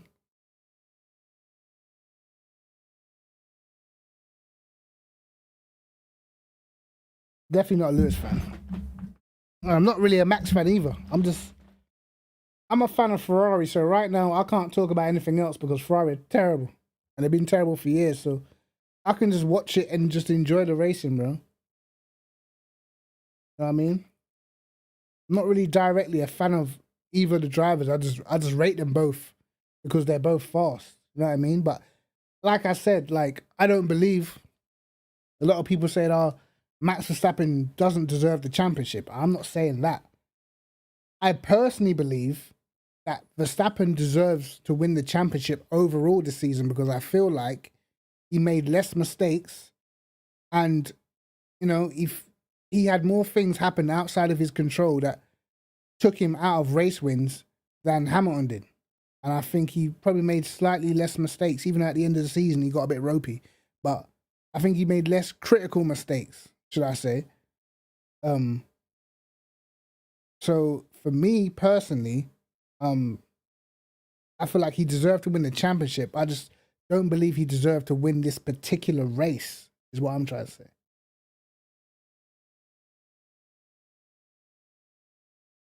Yeah, I know what you mean. Like, you know, I saw a lot of like this season when people saying, "Oh, Max was dirty and rare tear tear," and in my head, I was thinking, well, technically, when you think about it, Max Verstappen did get taken out twice by a Mercedes, you know, like, and both of them times it cost him a lot. So I've always had that in the back of my mind that you can't like disregard that, man. You know, you cannot disregard the fact that he got put in the wall or got bowling balled by a Bottas, which cost him how many points, bro? You can't disregard that sort of stuff. So, I still think that overall, Verstappen's had the slight edge over the season. I will say that. I just, in terms of just this race as a single event, I believe is just a bit messed up. the rules for this race, because I even said at the start of the race when Verstappen sent it down the inside, I thought Lewis had to give that position back. Personally, I thought, bro, like he never went off the track. So in my mind, it's like that rule didn't make any sense. They just let him carry on. You know what I mean? It kind of reminded me of Mexico 2016 when he locks up and goes straight on and just keeps the position and shit, and nothing's done about it. But then they penalize other people, and I was just, you know what I mean?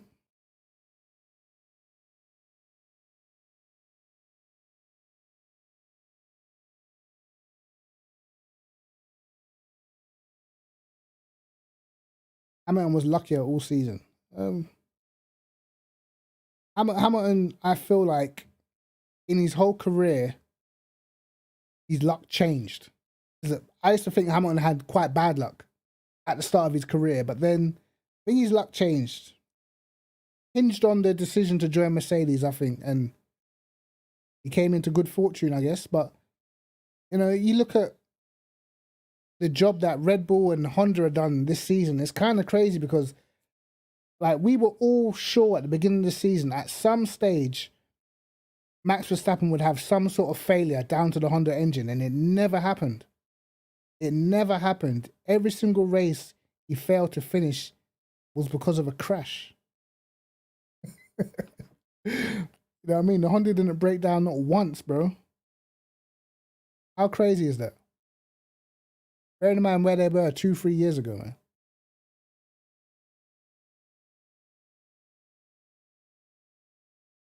That's pretty insane.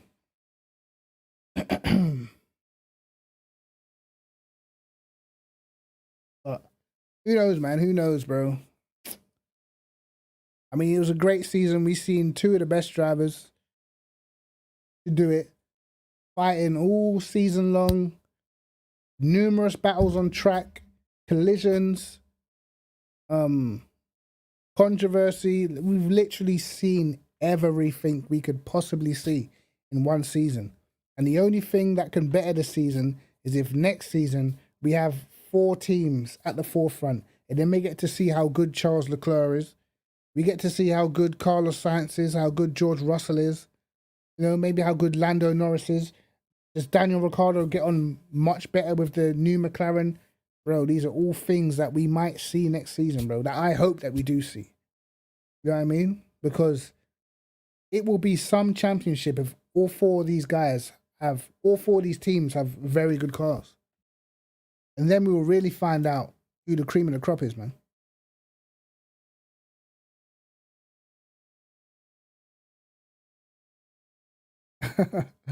Hold on, bro. Hold on. Man. I'm telling you, it's definitely it's been a good season, bro. We can't complain, man. Ending wasn't right, but it's been a great season. What is for sure is, you know, Mercedes are an extremely good team, bro. Like, seriously. At the start of the season, they in testing, remember how slow they were?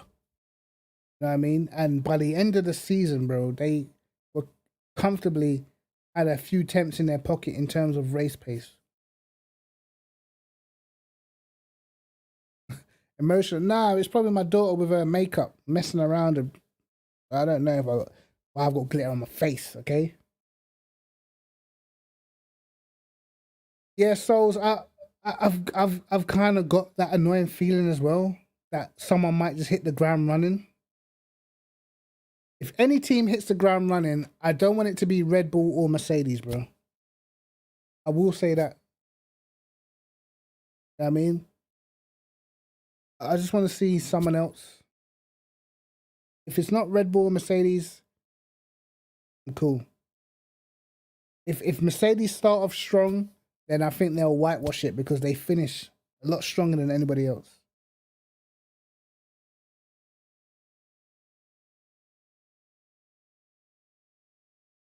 Yeah, I mean, the ground effect cars got banned back in the day, but the safety is a lot different.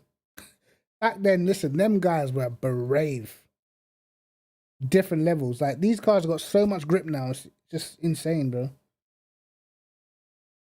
But the one advantage I believe that because let's not forget, Red Bull have taken a bunch of Mercedes engineers and stuff, man. Loads. I think Aston Martin have taken a few as well. You know what I mean? And I think Adrian Newey's like, he was about when the ground effect cars were designed. So Adrian Newey, that's a big advantage in his pocket, bro. You know what I mean? So I can see Red Bull being strong next season.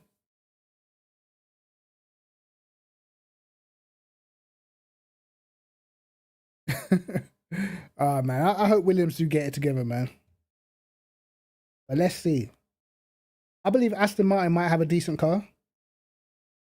They pretty much gave up on their season earlier on, so they're going to have some tokens to spend, I think. Some time in the wind tunnel. So let's see.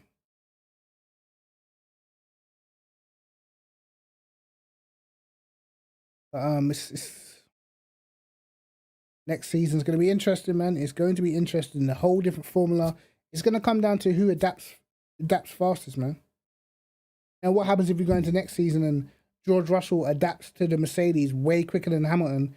We get halfway through the season, George Russell's ahead of Hamilton in the championship. Would they use Hamilton to help George win a championship? See, I don't know if, you know, like these sort of scenarios, we can't, you know, we can't even, I can't even imagine that. You know what I mean? Will Hamilton do the job that Bottas tried to do and failed for him? Would he do that for somebody else? I don't know.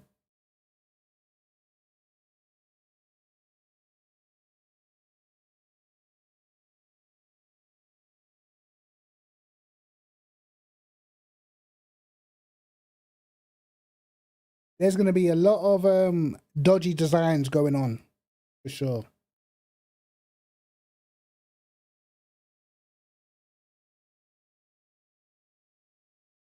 So 2023, interesting.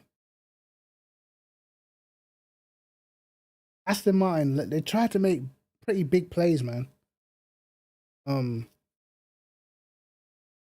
don't know whether Vettel's still at that level. I still feel like if you gave Vettel a car that was everything to his liking, I still think he'd probably be like up there. But they need they need another new school driver that can make the difference, man. And they ain't got it in Stroll, for sure.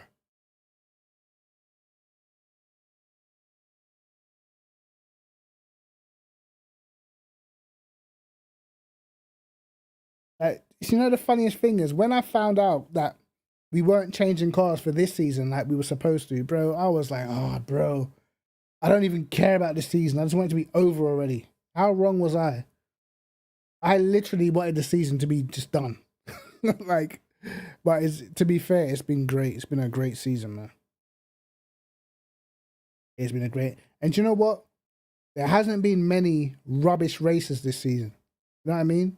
Most of the races have been a good watch. I say Portugal, Spain was kind of, it still had a little bit of jeopardy in Spain. Monaco was rubbish, and it always is, and always will be. Monaco is so boring. The best thing about Monaco is quali. Everything else is rubbish. Austria, I thought, was kind of boring. What else? See, Russia was good for the first time ever. Monza was decent. Turkey wasn't all that. Mexico wasn't all that. And I guess Qatar wasn't all that, but everything else was solid, bro. You know what I mean? Every other race was like a decent race.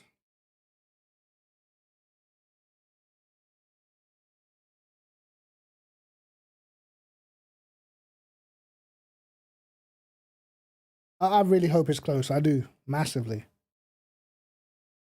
But you know, I think of like how many teams like went under the radar and updated their car, and didn't, you know, bring out the announcement, because normally you have teams like, we've got this new part, we've got that new part, we've got this new part, and after Silverstone, I don't remember Red Bull or Mercedes really saying anything about new this or new that.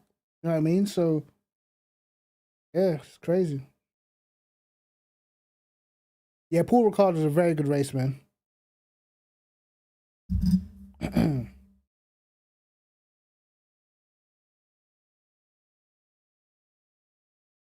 Yeah, for sure. I can't remember a season this good at all. Even in 2012, when it had the finish of Vettel and Alonso, I feel like in 2012, we did not see Vettel and Alonso going wheel to wheel a lot of the time. You know what I mean? We didn't really see them like battling on track constantly. So it didn't, like, the rivalry didn't feel the same. It didn't feel the same. So like, this is the first rivalry that I felt since probably Schumacher Hakkinen. You know what I mean? Well, like, even with Massa and Hamilton, it didn't really feel like a rivalry. It was just two racing drivers racing for the win. You know what I mean? It didn't feel like, oh, these guys don't like each other, and you know what I mean, there's a bit of needle. But back like Schumacher Hakkinen days, and even then Hakkinen wasn't really like confrontational type of dude, but like for sure, like Jacques Villeneuve, Schumacher, like the beef was there. Damon Hill, Schumacher, the beef was there. You know what I mean? Like I enjoyed those championships, bro. I loved those championships. Senna v Mansell. See, I didn't watch F1 in '92. I only really started watching it in '94. You know what I mean? So I didn't really get to see Senna race properly. You know what I mean? I started watching it at Imola. Was it Imola or no? I saw the news of Imola and stuff like that, and then the following races, that's when I started following it. Yeah, '94. What? What do you mean? How long you been watching F1 Gold, so? Hamilton's a little bit older than me, so shut up, alright?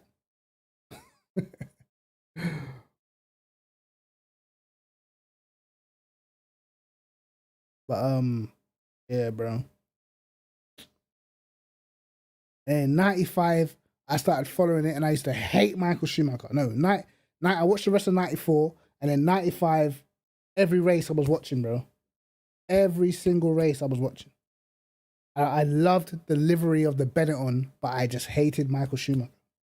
I remember I wanted Damon Hill to win. Bad. But over time, I started just respecting Schumacher more and more. Like, bro, this guy's literally just jumped in a Ferrari just for funsies. Because the car's terrible. And then after, I think when Raikkonen joined, I started liking Raikkonen because I was like, yo, this guy's rapid. But listen, I remember when Raikkonen was like, this guy, he was the fastest in F1 at one point, bro. Facts. I'm telling you, Raikkonen maybe like 2005 or whatever, 2004, bro, that guy was rapid. Raikkonen was a joke. You know what I mean? I feel like that was his peak. That was his peak, bro. Raikkonen was a joke back then.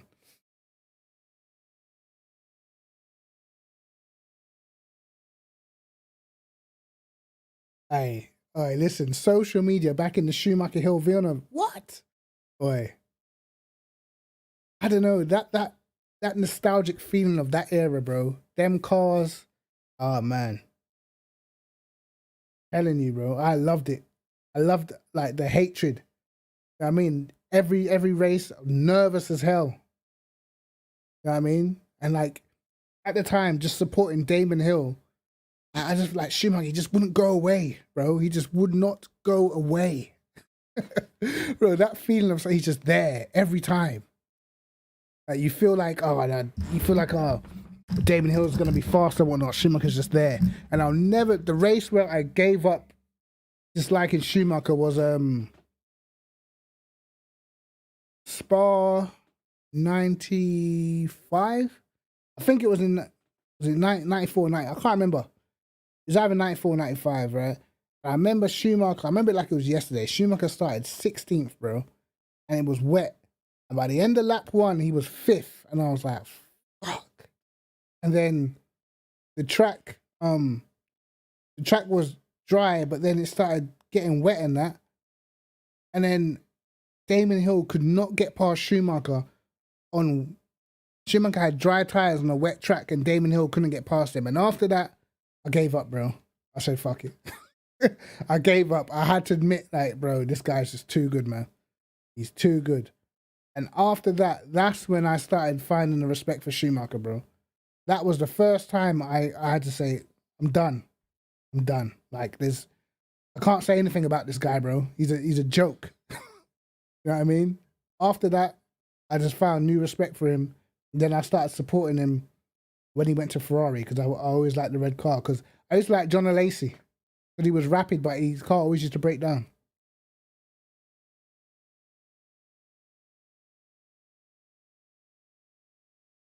Oh man, that's back in the day, bro. F1 on BBC Two. All right, I still love it. I still love it, man. They need to bring back them classic soundtracks, bro, for sure. I even used to love the HUD that they used to use. I used to loved everything about it back in the day. Yeah, that Schumacher, bro, that race in Barcelona, bro, especially in that Ferrari was terrible. It was like the last car to switch from the low nose to the high nose, bro. The car was terrible. And he absolutely destroyed everyone, bro. Today, they don't even race in wet conditions like that anymore. That's a straight red flag. You know what I mean? After that, he was goated in my mind after that. He damn near nearly lapped everybody.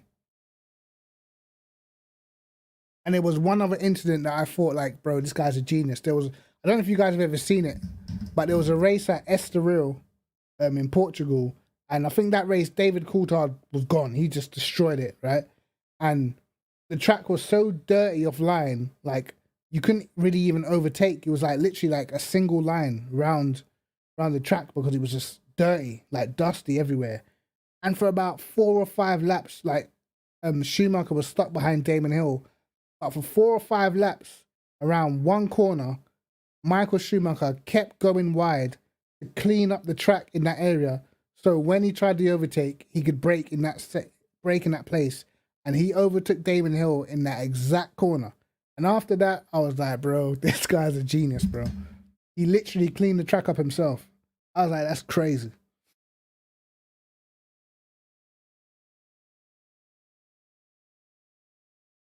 Yeah, for sure. Yeah, Schumacher was a joke, bro, for sure.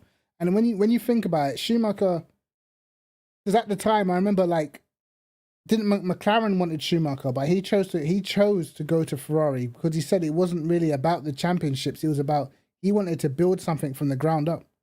If Schumacher would have went to McLaren, like in flipping after he left Benetton, wow, it would have been sad.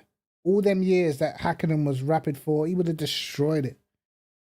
You know what I mean? He would have absolutely destroyed it. And to be honest, even if he didn't leave Benetton in 96, he probably would have won the championship in 97. Because let's be honest, that Ferrari was nowhere near as good as the Williams in 97.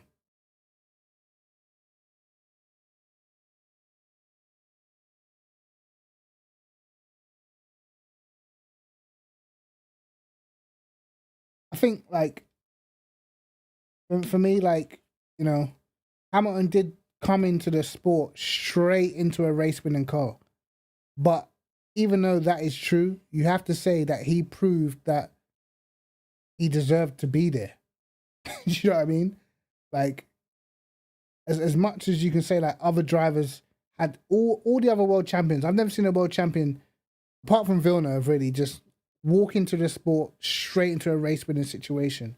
But what I will say is Hamilton proved that he deserved to be there. And what I will give Hamilton credit for is you have to remember that he came into F1 going up against Alonso, Raikkonen, and Massa. 3 guys that had way more experience and they were all rapid. You know what I mean? And he took them on and he didn't look out of place. So I have to give him his respect for that.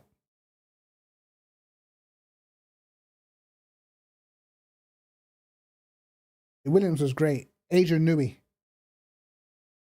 was behind that too. Man, Adrian Newey's been about for so long, bro. And he's looked old the whole time. How can Adrian Newey look old 20 years ago? Who is this man?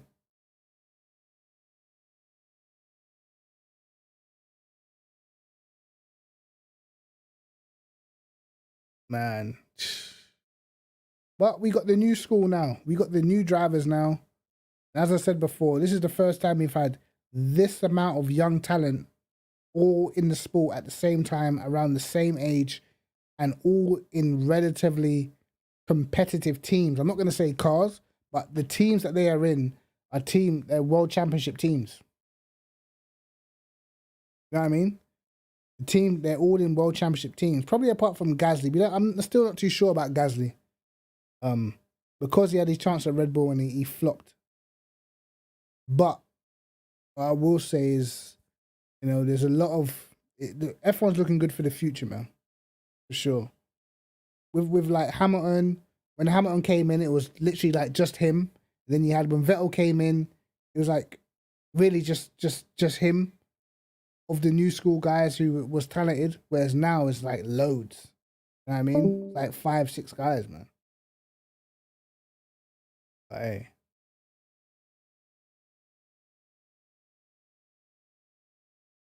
I'm telling you, man, it's crazy. It is crazy. But guys, I want to do a video on LFM tomorrow. So we'll probably have a look at that. I'll do a video on low fuel motorsport and why I believe it's the way to go, man. Why I believe you guys should be picking LFM for me personally. But yeah, you'll probably see me drop that tomorrow. And other than that, man, it's 9:45. I'm gonna go chill out, man. I think I've come off of my high now. Alright, my adrenaline's gone. But yeah, Hope you guys did enjoy the stream and all that good stuff. Watch out for the video tomorrow. Maybe, will I live stream tomorrow? I don't know. Maybe. Who knows? Anyway, guys, take care of yourselves. Enjoy your evening.